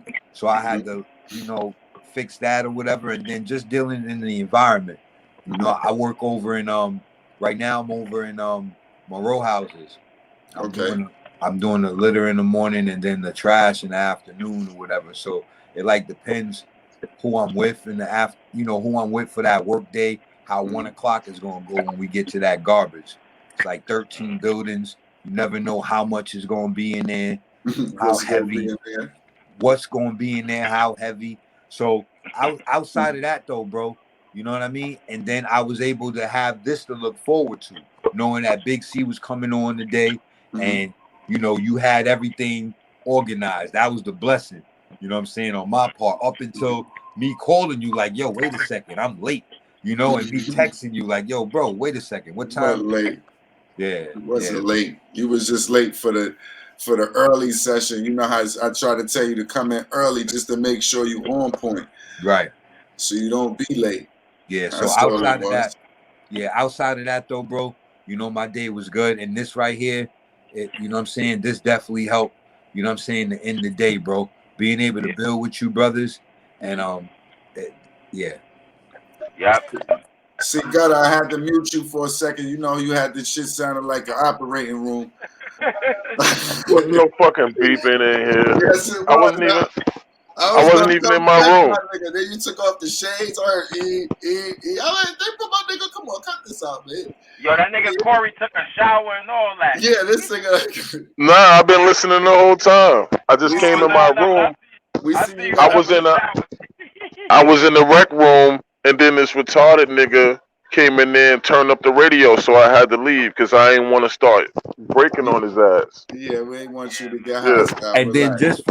just for the people, Big C, he wasn't actually retarded. It was it's his personality and everything he was talking about, right? We can't use that word Nah, on you here. That's not retarded. politically No, correct. no disrespect. That man didn't even see him. He legally blind. He can state it how he want. He got to adjust. He don't know who he said that to. I know That's how I another was. nigga. That's how I Whoever was able sound like to. that to that sounding That nigga, that's who it that is. that's how I was able to Yeah, nah, but calculate he on do it all him. the time. He'll around that time he'll go in front of the radio and sing. He got like a head injury, like half his head is gone, so he really don't know how to talk. Oh, So so that's why I say he retarded. But he retarded because he be stealing and doing and Yeah, his sexually personality. harassing the nurses and all that shit. he So do that's why I don't he's mess with trying to get away with retarded shit. He not retarded. Right. He's acting on being retarded. him. But Yeah. how was your day? I see you came in here with the cut and all that. You already had the Rick Ross ready. How was your day, Big C? I got the Cory Hepburn. I know Rick Ross. Nah. All Nah. right, I know that was first. You heard it here first, nigga. That been the Cory Hepburn. Yeah, I had the beer before the boss. All Yeah, right. that's all good. Nah, but my day was good. I woke up, thank God I was feeling good. I was thinking about the forum all day because I wanted to go and come back and relax and because I knew I wouldn't be able to smoke, you know what I'm saying? So I just said, let me get my smoking in that way I could be here and not worried about that. Mm-hmm. Um, I got to the appointment at the barbershop late because it's accessorized people, so that stressed me out a little bit. Once I got there and got in the cut, I was chopping up with Ali and Ray, and I got in my ride. And then when I got back, I had uh, went upstairs. I spoke to my daughter's mother about tomorrow. Figure out what time we're gonna meet, and then I just wound down. I ate dinner, and that's when you hit me up. And I said I'll be on in 10 minutes. Wash my hands, smoke me a cigarette, and then I went and sat in the day room and we chopped it up a little bit before everybody came on. So my day was good. I got a lot done today. I was on the phone with my health insurance companies and stuff like that, trying to get that stuff straight. Because I got to get some dental work and, I just want to get everything checked out, Mm-hmm. most importantly for my eyes and my vision and stuff, because I'm trying to find these specialists to see if they could do um, my reattachment for my retina because my transplant should be healed. It takes 2 years for it to heal, and the end of the month is coming up on 2 years. So I'm trying to find out and get a doctor to see if they could see if my corneal, the transplant, has meshed with my eye, and then they could do the reattachment and see if I get some of my vision back. So that's what I've been doing. Just been on the phone with my health insurance and everything today. You know what I'm But saying? Claim it, bro. Claim it. Say that shit gonna heal, and Yeah. yeah, see it, yeah. claim it. Speak Cause it into I feel like existence. it. I feel like this is only temporary, man. You know what I'm saying? It is Like, temporary. So you you know pay what I'm saying? attention to the shit that you not. You like you said, you learning your anger. That was your biggest thing. You 300 pounds. You can't be angry. A No, little, I don't be angry. I just can't stand the BS. Like I always been like that. But Miss K, God bless her soul, she always told me everywhere I go, whether I was going to school, going to a basketball game, going to hang outside, behave, behave. That's all she used to say was behave. Uh-huh. And even to this day, that's all I ever hear now. But just behave. Even when I get upset, when I want to curse people out, I walk away. You know what I'm saying? I curse under my breath. I Mm-hmm. go outside. I smoke a cigarette. You know what I'm saying? I get on my phone and I just get away. You know what I'm saying? Cause I already know how I come off on people. Since I came in Bless you, here, brother. you know what I mean? It's already like, oh, you a big guy. Oh, you a big guy. I've been hearing that all my life. You know what I'm saying? Like you Yeah. don't know your own strength. You know you gotta watch not only how close you get to people, but what you say because you so tall. But I'm like, I'm just a regular person. You can see past how big I am. You Mm-hmm. you you could basically see right through me, and I know a lot of y'all saw that. You know what I'm saying? Mm-hmm. So that's why I'm the way I am with y'all. You know what I'm saying? I'm real relaxed. I'm real cool. Mm-hmm. You know what I mean? Like I love y'all. You know what I'm saying? But it's other people. Sometimes I feel Love like you I gotta too, put a bro. defense up. I gotta put a defense up sometimes, and it's not because like you don't know me, you don't violate me, but I'm not gonna make myself vulnerable to a stranger. You know what I'm saying? I don't, and the only way I become vulnerable if you open up and you tell me something, and I'll be like, you know what, like, you know, but then I gotta have evidence too. You know what I'm saying? Because I'm not an Mm-hmm. open book. You really like me and you, Bam. Like, you know what I mean? We got history. You know what I'm saying? So Mm-hmm.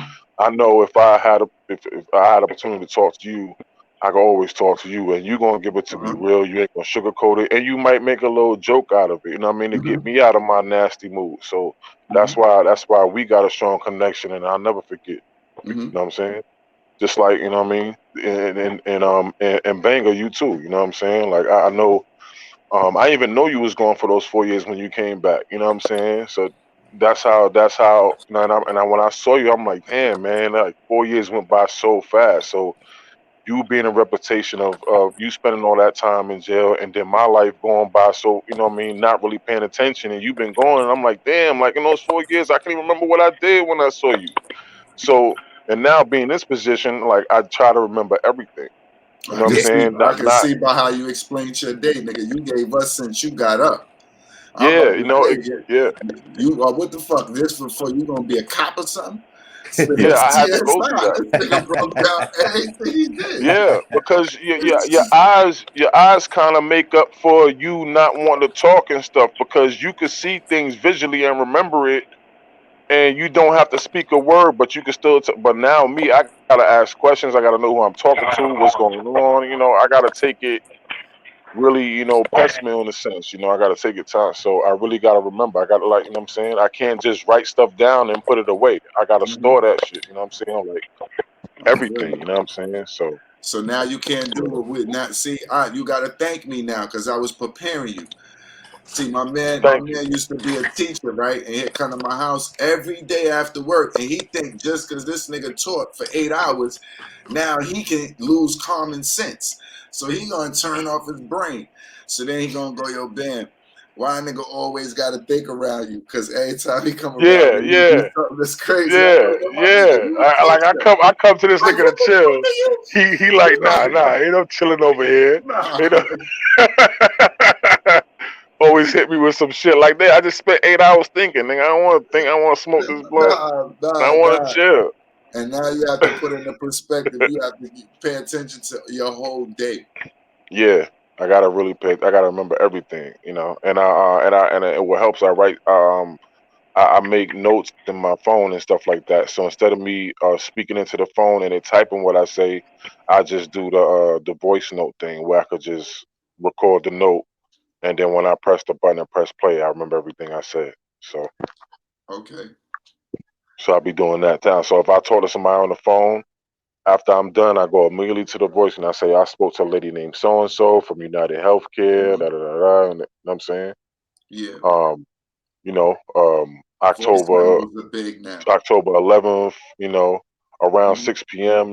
I try to get as niche as I possibly can, just Yeah. so because I No, remember in the very beginning when I lost my sight, it was like, who are you or who I'm talking to? I don't remember. Oh, I spoke to this lady and this lady said this, and it's always hmm this lady or this guy, and I'm not knowing what department they from. So you really can't help me because I can't see. I can't describe you how the person looked, hmm but me trying to describe you or what was said, like, oh, I know that person. I know that person. You know what I'm saying? It don't make no sense. You know what I'm Yeah. saying? And I was getting frustrated. So I just had to figure another way out to, you know what I'm saying? Don't ask me to be a bystander because I can't see it. I ain't see nothing, officer. You know what I'm saying? So Okay. you know what Hey, I'm you. saying? Hey, So you yeah, back? How was your day, good brother? I'm sorry, yeah. Aaron. Hold on, he might be still paused for a second. Yeah. Nah, it's not. I just want to figure out, let everybody get how their Yeah. day was going My day on. was good, man. I'll tell you, well, my day was, I can't complain. My day was hectic like it always is. I never seen to get no sleep, but that ain't nothing. I sleep when it's time. I was running Yeah. around trying to get everything prepared for the show. I had to go to B&H, so I went down to B&H. I had to get a different tripod for my mic. So I went down there, got that done. I came back. I had to make a couple more runs. Rolled up a couple blunts and got prepared for the show. Made sure I hit everybody early so we can get a little bit of the idea on how we was going. Yeah, that's good. So I guess he must have had to do something. He jumped out for a second. Yeah, got to adjust that, but everybody was gonna go through. Like you said, Yeah. me and Cory, we spoke for a little while before that. Got in with Banger, you know. Yeah. But it's all good, man. Like I'm sitting here and I'm just I'm all, me, Bam. I'm always thinking, through our conversations, and I remember you saying how you don't be no sleep because I remember sometimes like we be in your crib when you was living, back on 46, like 3, 4 in the morning and shit like that, playing the music, you know what I'm saying, smoking, you know what I'm saying, talking. So I remember, you know what I'm saying, and now I got sleepless nights because my attention ain't nowhere, you know what I'm saying. So I'll go to sleep now and I'll be up by 12:30 and then I'll be up to like 5 in the morning. And then I'll start my day. I'll get in the shower, I'll eat my breakfast, I'll lay down until like 9. Then I go out like 9:30, 10 o'clock, and you know what I'm saying? So it's been like clockwork. Yeah, so Yeah, but I feel you. That's if you get to get a shower, you get in the shower. That's like a new day. That's good. At least you get to yeah, breathe again. Sometimes you got to move so much, you ain't even hit yeah, the shower right away. yeah. The So and water I'm ain't always moving working the way around. the water's supposed to work, and it's just so many motherfucking different obstacles that can come when you trying to move at a certain time. It's like when you got a job and you only had that time period to do the job. Everything's gonna come into play within those hours. After those hours, you ain't gonna never have nothing to do. It's gonna seem like a fucking merry-go. Everything is cool after that. But during those low hours where it seems like you got to do something, everything is gonna come up and it's gonna seem like you can be busy. Yeah, I just want to stay busy because you know me, I always been busy. I always got something to do. Now I got all this time, and I'm laying here, and then I really got to plan out my day. Like sometimes you know how you just know you got to get dressed, and you just getting dressed, you getting fresh, and then you putting your clothes on. Now you thinking about what you got to do. I got to think about what I got to do step by step while I'm doing that. You know what I'm saying? Like, cause I might forget something on my bed, then I get all the way outside, getting ready to go. Now I gotta figure out, I gotta remember how to get back upstairs. You know what I'm saying? Like, it's certain Yeah, things that you don't gotta think because you can see. You know what I'm yeah. saying? But I really gotta listen to everything, and I really gotta remember where I'm going. You know what I'm saying? Like you know what I mean? It ain't easy. You know what I'm saying? But everything. I think everything that I've been through, good or bad, like you said earlier, like really prepared me But you for this answered the situation. question. You answered the question that I had because the first thing I wanted to know was like, since you was able to see things before, would it be more difficult or would it be less difficult? But you said it seems to be a little less difficult because at least you have an image of what was going on before. Yeah, When you yeah, stated yeah, when you stated that before, when we had a conversation off the air, you said because yeah, when I'm coming to the block on 46, I pretty much know how I'm getting around just because of the area. I've seen it so many times in life. yeah, I already know yeah. it. You walk around the corner to the store so much, you kind of like, you know what I mean. But it's different now. You know what I'm saying? Like, I know, I got the big grate when you go up the block. So I know when I'm coming around the brownstone, I tend to hit that gate and I know I'm going the right direction. Then I know it's a tree, and then I know it's that little space that's always been abandoned, and it's the old store, and then Mhm, it's Miss King, brownstone, and then it's T brownstone. Like I know that, but mhm. the I could see it, but actually doing it is a little bit of a It's still a problem. little And hassle. yeah, I'm a little like hesitant to do it, you know what I mean? So, but But like that, I said, that just comes with practice, you know. So mhm. and just having confidence, you know. So Yeah, but and then at the end, like you said, at this point, you almost mastered that. no, not nowhere near, man. It's a No, slow meaning build. around the block, going to the Oh, block by yourself. yeah. Once I logged on, you know what I'm saying? Once I said, Hmm. all right, I remember this now, you know what I'm saying? Because it's like you don't really you know what I mean? I thank God like I paid attention. You know, you gotta pay attention to where you're going, but you don't really look at everything when you walking down the block. You only looking about where you gotta go and what you're trying to avoid. But Hmm. when I had realized I've been on every side of the block, all around the block, riding bikes, playing ball, I know the block. So I had to really like step out of this and really visualize it. You know what I mean? Like my memories is like my vision in a sense, if that makes sense. You know what I'm saying? Yeah, that makes sense. I'm like right now in my bed, I could picture me standing in front of the building. You know what I'm Hmm. saying? So it's like I use that. You know what I'm saying? Hmm. It's like frames, like how you doing a like a scene or a video for like a movie or for like some type of picture book. It's frame by frame.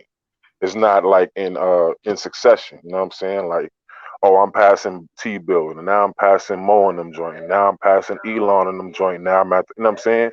It's like the So, tree, the sidewalk, you know what I mean? so like now we see you in Yeah. your bed. What's your downtime like? Would you just listen to interviews or listen to what do you do? Listen to books?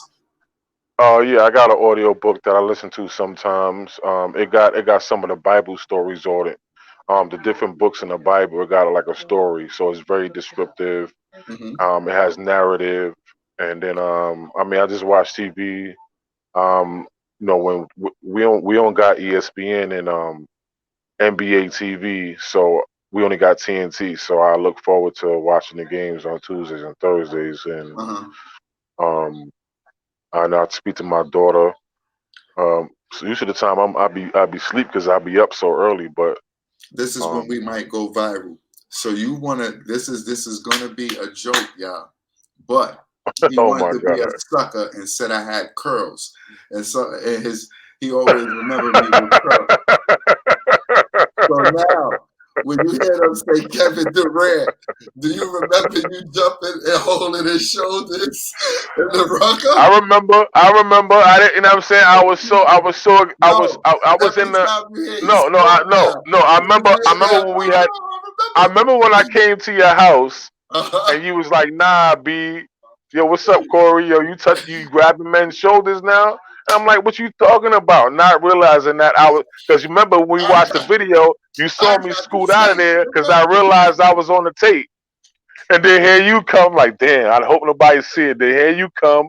I'm coming to get something from you, and that's the first thing you show me. You know, nigga, because Man, I got the shoulders. yo, And you hold know up. that look you give, man. You got the look of death. When you turn your head to the side and you look at somebody and you do that face, like Like, that knobby face, got him. You know you got it, nigga. So every time you do that, I already knew. you know, like when you go to this somebody, you gonna go, so who was this? Who And then I was denying it. You was like, shoulders, replay, shoulders, replay, rewind, shoulders. I was like, I didn't grab the man's shoulders. I damn sure grabbed the man's shoulders, B. Yo, yeah, yeah, yo, I'm sorry, hey, I tried to put you in and I yo, didn't put yo. myself. Uh, What's you say? uh, I oh, tried we to was so. I was trying to put you Nah, up what there. happened was I was in the car. I was charging the joint in the car. So Uh-huh. the car charger wasn't powerful enough to keep me on the joint, but I No, just you wanted to Yeah, come cool. back on and say goodnight to everybody and all No, that. You yeah, know we what I good night. mean? just was no. Before we even finished, I was Okay. asking you. I was saying, yo, hey, how Wait, was wait, your wait, day? wait. Hold on, Ben. Hold on. What you say? Before anything, I was saying when you freezed out, I was going, yo, hey, how your day been? I know you Oh, my day was cool. You know what I'm learning how to do? I'm learning how to, like, when I don't have nothing going on, I'm learning how to just relax, my nigga. for And, grown man and, and shit. come to the realization that I don't have to be doing something all the time. Mm, I don't have to be outside all the time. You feel what I'm saying? Mm-hmm. But yeah. what I needed, you know what I'm saying? So I had a But when I good need to day. be You know, active. I was enjoying this weather. I ain't really do too much. I Mm-hmm. went out early, you know, and just I ain't do shit. Like, you know what I'm saying? But sometime in life is gonna be days like that where you just being. Yeah. So when I don't have nothing to do, I'm just being, bro, because that's a part of mental health too. Just knowing how to just chill and be like, yo, I'ma just fuck around. I'ma go back in the house, look at some TV, because you know, we feel like we gotta be doing something all the time, or if we ain't doing nothing, we feel like we ain't accomplishing nothing. But sometimes that's just mental health alone. I just got to reset. Knowing how to fucking chill. Now, so that's how my day went. I ain't have no physical therapy on my shoulders or nothing like that. You know, I'm waiting for them to let me start it back up. So while I ain't got nothing to do, I'm just, you know, being for right now, bro, and getting my mind right. You know what I'm saying? Keeping my mind right. You feel me? Now the joke was Cory wanted to say he remembered me forever with Jerry curls, right? So I asked him. He said he loved watching the game still, so he can't wait for TNT to play the game. So now I'm saying, all right, no problem. But when you hear Durant name, do you remember you grabbing his shoulders? Durant. Yo, y'all stupid. Yo, hey. Trying to tell me though. When the incident happened, he gonna go, nah, man, I wasn't doing it. And I hit him with the whole shit. Summer Jam. There you go. Dude, who's that, Cory? It was funny because when I went over there, like I went over there to get something from her, and he was like, "What's up, Cory?" He's like, "Yo, so what did you do today?" I was like, the other day. It's like nothing. And he's like, "Oh, it's like you ain't been grabbing men's shoulders lately?" And I'm like, "What men's shoulders? He talking about?" And he went to the YouTube and showed me the video. And it was the Durant where he had the 66 in the rucker. He remember? And and then he go to the part where, you know, the nigga Duke Tango go, I am the best, right? So he hit the three and everybody got on the court one time, and then the second time I didn't go the first time. I didn't go the first time, but the second time he hit, everybody ran the court. You see me jumping in front of the nigga, and then everybody grabbing him. You see me grab his shoulders, and then I realized the camera was on me, so I run away, and then Bam kept replaying it. He kept playing it. Replay, play, shoulders. Replay, play, shoulders. I went to parties with my nigga. He played the football, the linebacker, man. He never had no rhythm or nothing. That man Durant hit that shot. He got in sync with him when he was jumping. Him and Durant was jumping. Yeah, because when I ran, I was like one of the first people that ran up on him, no lie. And I didn't want to touch him, so I just stood there and I was like hopping, like, because he was hopping, and then mad people started grabbing him, and then I grabbed his shoulder. Go look at it, Durant and Rucker. It's on YouTube. Crazy. Yeah, Durant had 66 in the rucker. All right, I'm gonna look that joint up, B. Yeah, that shit was like in the yeah, that shit was like 2010 or some shit like that, I think, or something. I don't know. Yeah. We gonna let you go. Hey, we know that you got. Nah. I'm about to order some Tang Dragon. Yeah, your business, brother. Some shrimp and broccoli with garlic sauce with 4 chicken wing fried hard. I love you and I appreciate you. Yeah, bro. Love y'all too, bro. You already know. Love y'all too, man. To the next episode. Indeed, we on Saturday at 6. If anything, chime in. You already know. Everybody's always welcome. You know how we do. Yeah. Just send me the link when y'all about to get it popping. And you know it'll come. And you know this, man. All right, God bless all y'all, man. Yo, Cory, have a good night, man. You too, all man. Y'all have a good night, T. Everybody. God bless, man. Be right, good, man. Peace. God bless you too, eh? Yeah, that shit is crazy. My man was on.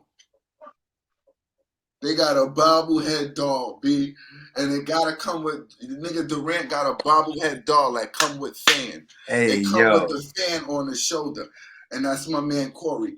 Hey yo, we got it.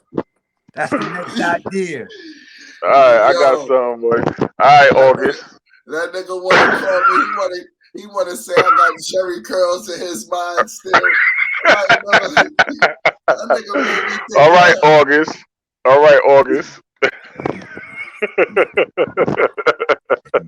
Yo, D, I call him August because I told a nigga, I said, yo, you look like August Alsina, B. Hey, yo. Let me find out. Hey, yo. That's the entanglement nigga with Jada Pinkett. Yeah, that's a fact. That's him. Nah, man, niggas wrong. They gonna have Will ban me. Hey, They said Yeah. he looked like August. Yeah, nah, it's all good, man. And we on Facebook. Don't have me at the red table for no bullshit, man. hey, yo. Nah, you don't want to go on that red table talk. I've been reading about that shit. Oh That yeah, shit they is for the deep in birds. it over there. I heard. I don't mind. Yeah. They see how they suckers. Paparazzi be wrong, B. They be wrong. They try to catch you at your worst and do you dirty. They got the picture. They got the picture. Jada got her legs wide open. Will got his folded clothes. Hey, yo. Wow. That's bananas. Just the thought of it. I'll be like, yo, these niggas know what they be sending out in the messages. They be so whack. Yeah, they'll take a million shots just to catch that one. What's whack is her legs was probably open for 2.4 seconds. Nigga caught it. Oh, that's the one. We gonna use this one. Yo, look how he look, B. Yeah. She looked like she was ready. They gonna say, look, and put it on the other side in the captions, have a little bubble. She was checking out Austin. Oh. Hey, yo. That's crazy. Man. The way she be talking and all that, man, she be coming for the nigga, and now the nigga can't please her sexually no more. And I'm like, oh my God, man. And this man is making movies, and he's still making movies, making millions of dollars. And then come to find out, they got a really open relationship or whatever. But yo, listen, I still like Will Smith. That's why you got to stick to. Sometimes you got to listen to what the hood say. You know how you meet a girl, you go to her hood, and you find out that's a whole different girl than who you thought you met. Pop told you years ago. He had her in a video. She got around. Come on, my nigga. He did this years ago. Yo, you can't stop. Well, you can't stop that. Yo, especially if you're not right. If you're not right, then you can't listen. Let her do what she do. Yeah. Yo, Lane, my fault. Go ahead. Yeah. Nah, you gravy. Now, my fault. I was gonna say I don't have a KD story, but I got a Will Smith story though. Don't do a Will Smith story. That's not really where you want to go right now. We at the 6 degrees of separation, Will, and you do not want to go. But it's not a bad story.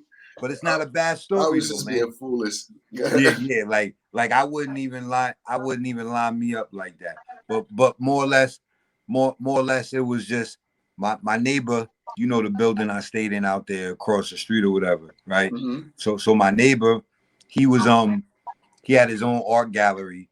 And he was doing business with this brother down in the in Tribeca or whatever. So that's when I was on my music grind when I had the covers and everything. So I was selling my CDs in the village, and so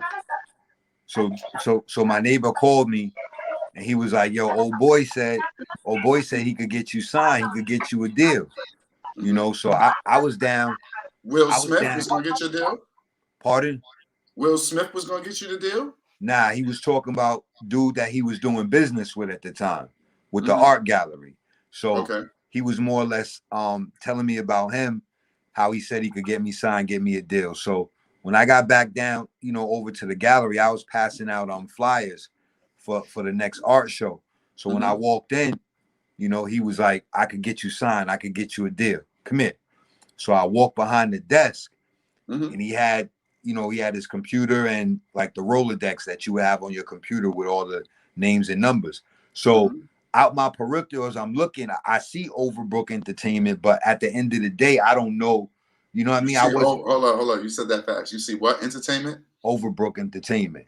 I saw Overbrook, but I didn't put 2 and 2 together at the time. I wasn't even aware. So he dials the number, the speaker's on. So then we'll pick up. He like, "Hello? Oh, Ja. Hello? Hold on. That's how you want to represent their voice? They sounded like that?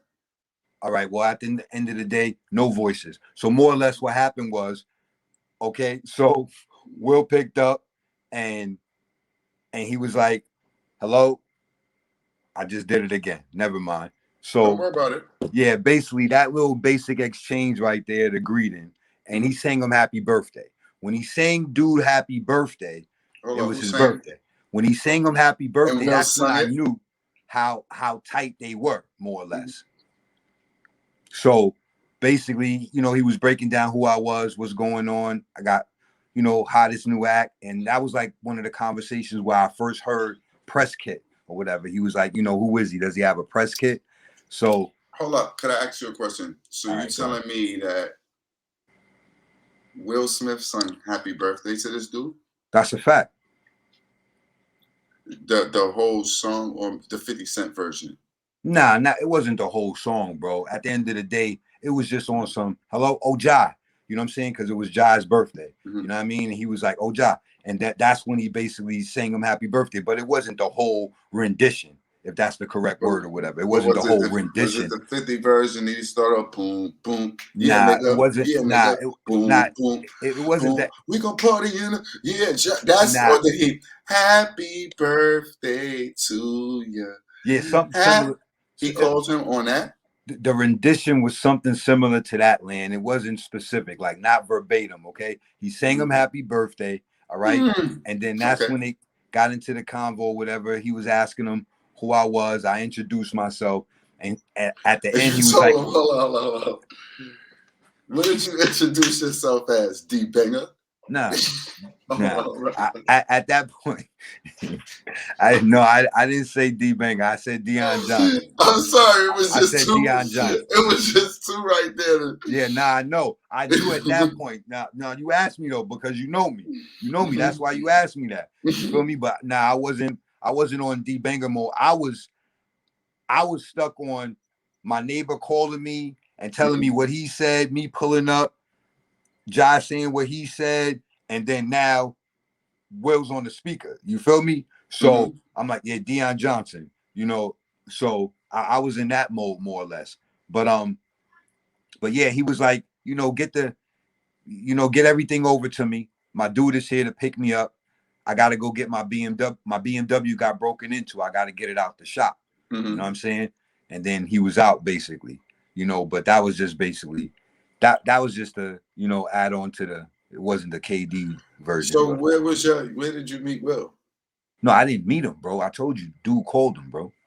He called him. It was on speakerphone, bro. I didn't meet him. There's a whole other part of the story. They gonna hear you say it's Will. The first time I met Will. All right. Nah, I didn't. Nah, I said it wasn't. Yeah. Hey, yo, Big C. Like Big C. Now the first time hold up. Let's unmute the brother. C got it.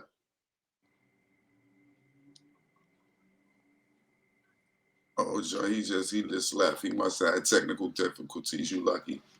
Yeah, he didn't really. Hold on, he didn't leave. I just turned the camera off. He just turned the camera off. See, gutter.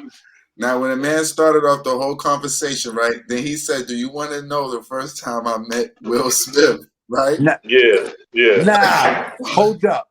Hold up. Nah, dude. All right. Hold up, what? Nah, first off, nah, bro. Because all right. All right, what? That's what you heard. All right, so see, gutter, is that what you heard? I want to know. All right, what? All right, so yeah. I said it wasn't like it was. Now I know I didn't say the first time. All right, what? You want to say you wanted to know when I met Will Smith. What I said his was Durant moment. This was right after his Durant, the Durant. So what I said was, so that may be why you were saying it that way, because what I had said was it's not the same as the KD joint. You feel me? Finds mortified. Ain't that something Low Deluxe to say? His battle just dropped too. So Fine is mortified. Oh, I had not to change the subject. 9 out of 10, you may have been right. It wasn't me meeting him. It was a Will Smith story, but it was the conversation that I was speaking on. It wasn't exactly like the KD joint was what I meant to say, right? It wasn't exactly like that, but it was similar in a sense because we were on that topic of the red table and all of that. Nah, you know me. I'm just asking. Even though I'm not able to see you, your camera's off. You got it. Stop. Leave that. Yeah, I was just asking. I just wanted to know. Leave it. I said. I was just asking. This little nigga, man. Stop. Or I'll hurt you. What's going on over there? You got a nap. Land Daddy. Daddy Land. Get out of here. You should make a movie called Daddy Land. Oh, call that shit rapping with kids. That could be a reality show, man. It's gonna be like Queens. You got these motherfuckers. They really want waking you up and fucking up your middle of your bars, like smacking the shit out of babies. You fucked up. I'm just playing. Now I gotta record this again. Hey, yo. It's real fuck. Oh man. Yeah, I said that one time. I said you don't understand like the freedom of when you used to just be able to just think freely, and you used to that whole like you used to have take it for granted. They could be taking it for granted, and then when you don't get 5 minutes, you be like, "Yo, hold up, man." I used to go crazy if I sat in a room for 20 minutes alone. Now, if I get 20 minutes without hearing something, that shit is a miracle. These little niggas gave me 20 minutes. I'm the champ today. They respect my blood. But fellas, I appreciate y'all for the show today, man. It was a good one, Appreciate you too, man. I appreciate you, Big C.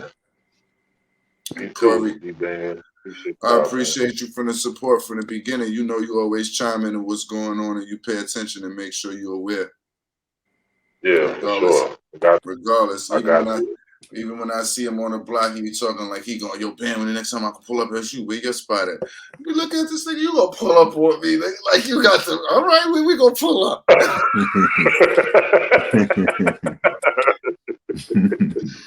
But just talking energy-wise and spirit, you know how that feels so good to have you in that energy and that spirit. Because like we said, a lot of people, they take for the moment that they in and they let it bring them down. And that shit can harbor you and it can fuck you up for life. Like my man A was saying, we don't know how if you're not mentally connected with your shit, how everything just thrown off, how your legs don't work the way they supposed to, your coughing, your heart's not everything, man.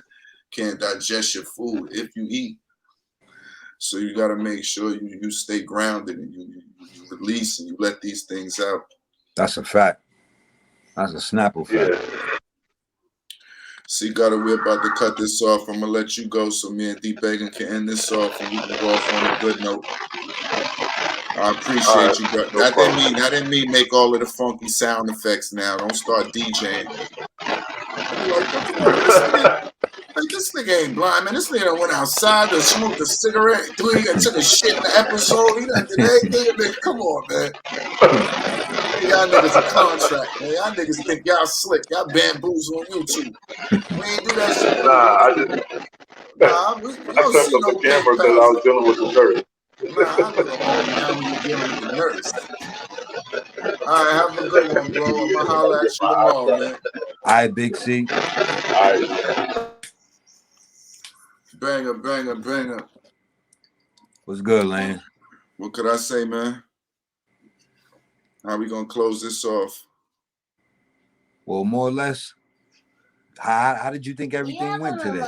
Let's start off with that. There we go. I can't say how things. I can't say it. He about to try to take over this shit. YouTube us to death. So we about to end this. So I ain't gonna worry about him. But all right. Basically, yo, I appreciate the form. Like just when you set the form and you see where it can go, it's like a different story because I wouldn't imagine that it would be to everybody what it was to me right away. So for my brothers to come in and for them to chime in and for them to be able to release themselves and really give you something to let you know, like, this helps and showing you how it can help. I appreciate that. And it shows you how you don't always have to feel like you have to say something or be the vocal one to let the forum take over and they can see how it can operate when it just happens to be you the one that may need somebody's ears for that day. So I like the way it's all turning out. I appreciate everybody that's been involved so far, and I welcome whatever comes whatever comes in the future, because I already know when I start to do things and I put my head into how big it can go. I was trying to get a little things, you know, situated, like the comments that I see that was going on Facebook. I couldn't get them live. That's why I switched computers. But I get all of that worked out as time going. I ain't gonna stress that, because even with the little glitches, and as you can see, when we first crashed in the beginning, then we crashed, and then our episode wound up being just as good, if not better, than our last episode. So it's like you can't get mad at the waves or the energy. You just play by it and you go through it regardless. Like we say every day, I feel like the devil trying to stop a nigga from doing what you're gonna do today. You just continue your path. And at the end of it, we positive. Yeah, no, that's a fact, bro. I definitely appreciate you, Land, just for staying on top of everything. And you know, like we said from that phone call, bro, from that day I called you, you know what I'm saying? I was like, yo, let me check in with Land. From that day, you know what I mean? Like we've been grinding ever since before then. But as far as like, you know, everything just coming together. And we said it start from mind, body, and soul. So it started with the body. Remember, we started with the track work. We started just running to get ourselves in the shape first, get our mind right, our body right. Started to build that way, continue to build, stay on that page for years, and then the next level come, we start to build on that too. That's a fact. No, that's a fact. Staying productive and staying focused. Yeah, it's levels for everything. I definitely enjoyed. I definitely enjoyed the episode and appreciated the brothers coming on and being able to share, you know, their intimate side, basically, like, you know what I mean? And then for them to be able to be their own therapist in the midst of all of that, like coming on because the forum is here for them to be able to express themselves. But when they're expressing themselves, the epitome of being your own therapist comes out in their ways and actions as well. And how my man was able to express himself about him just going through the loss of his mother, like that's things that we can't fathom until you go through those situations. You don't even want to picture those situations. So I couldn't even fathom the reality of that. Didn't even know who would say anything remotely close to anything like that. And like I was talking in the beginning, I know the situations of what's going on, but that's not my position to just try to, you know, bring that out for a subject matter. When he felt comfortable and he felt like he wanted to bring it out and express it, then it was like, I was happy. But in reality, I know that's the same type of feeling, like you're saying. We go through a lot of grief. We all go through that type of shit, and it'd be whack when you got to go through it alone. You feel like you can't talk to your brothers, and it ain't even like you can't talk to your brothers. It's just that at that moment you might not be connected. So for it to be used for the reason that it was used for, when somebody really needed it, and they was able to reach out and get that out, and you know, kind of, you know, get out that moment and see everything for what it was worth, and put us on for anybody else who's going through those positions in life at this time. That was good. Yeah, that was next level right there, bro. It hasn't even been a month. Hasn't even been 30 days. So like, and look, this nigga, I hear him. He think he's in control. Why I want to push down? Why won't the control go down? Yo, bro. So basically, you know, people of the world, we're gonna get ready to sign off right now. Indeed. We appreciate everybody that keep tuning in, and even those that leave comments on Facebook. I see you, Mel Black. I see you, Henny. Definitely appreciate everybody. I see you, Irv. If somebody on there now that I might have not just said, I apologize, but I see everybody that was on there. It's just that it's not popping up the way it's supposed to right away, but it will in the future. We're about to sign off and be out. This is Be Your Own Therapist. This is Landlord. This is Dbanger Thomas, people of the world. And we appreciate your time.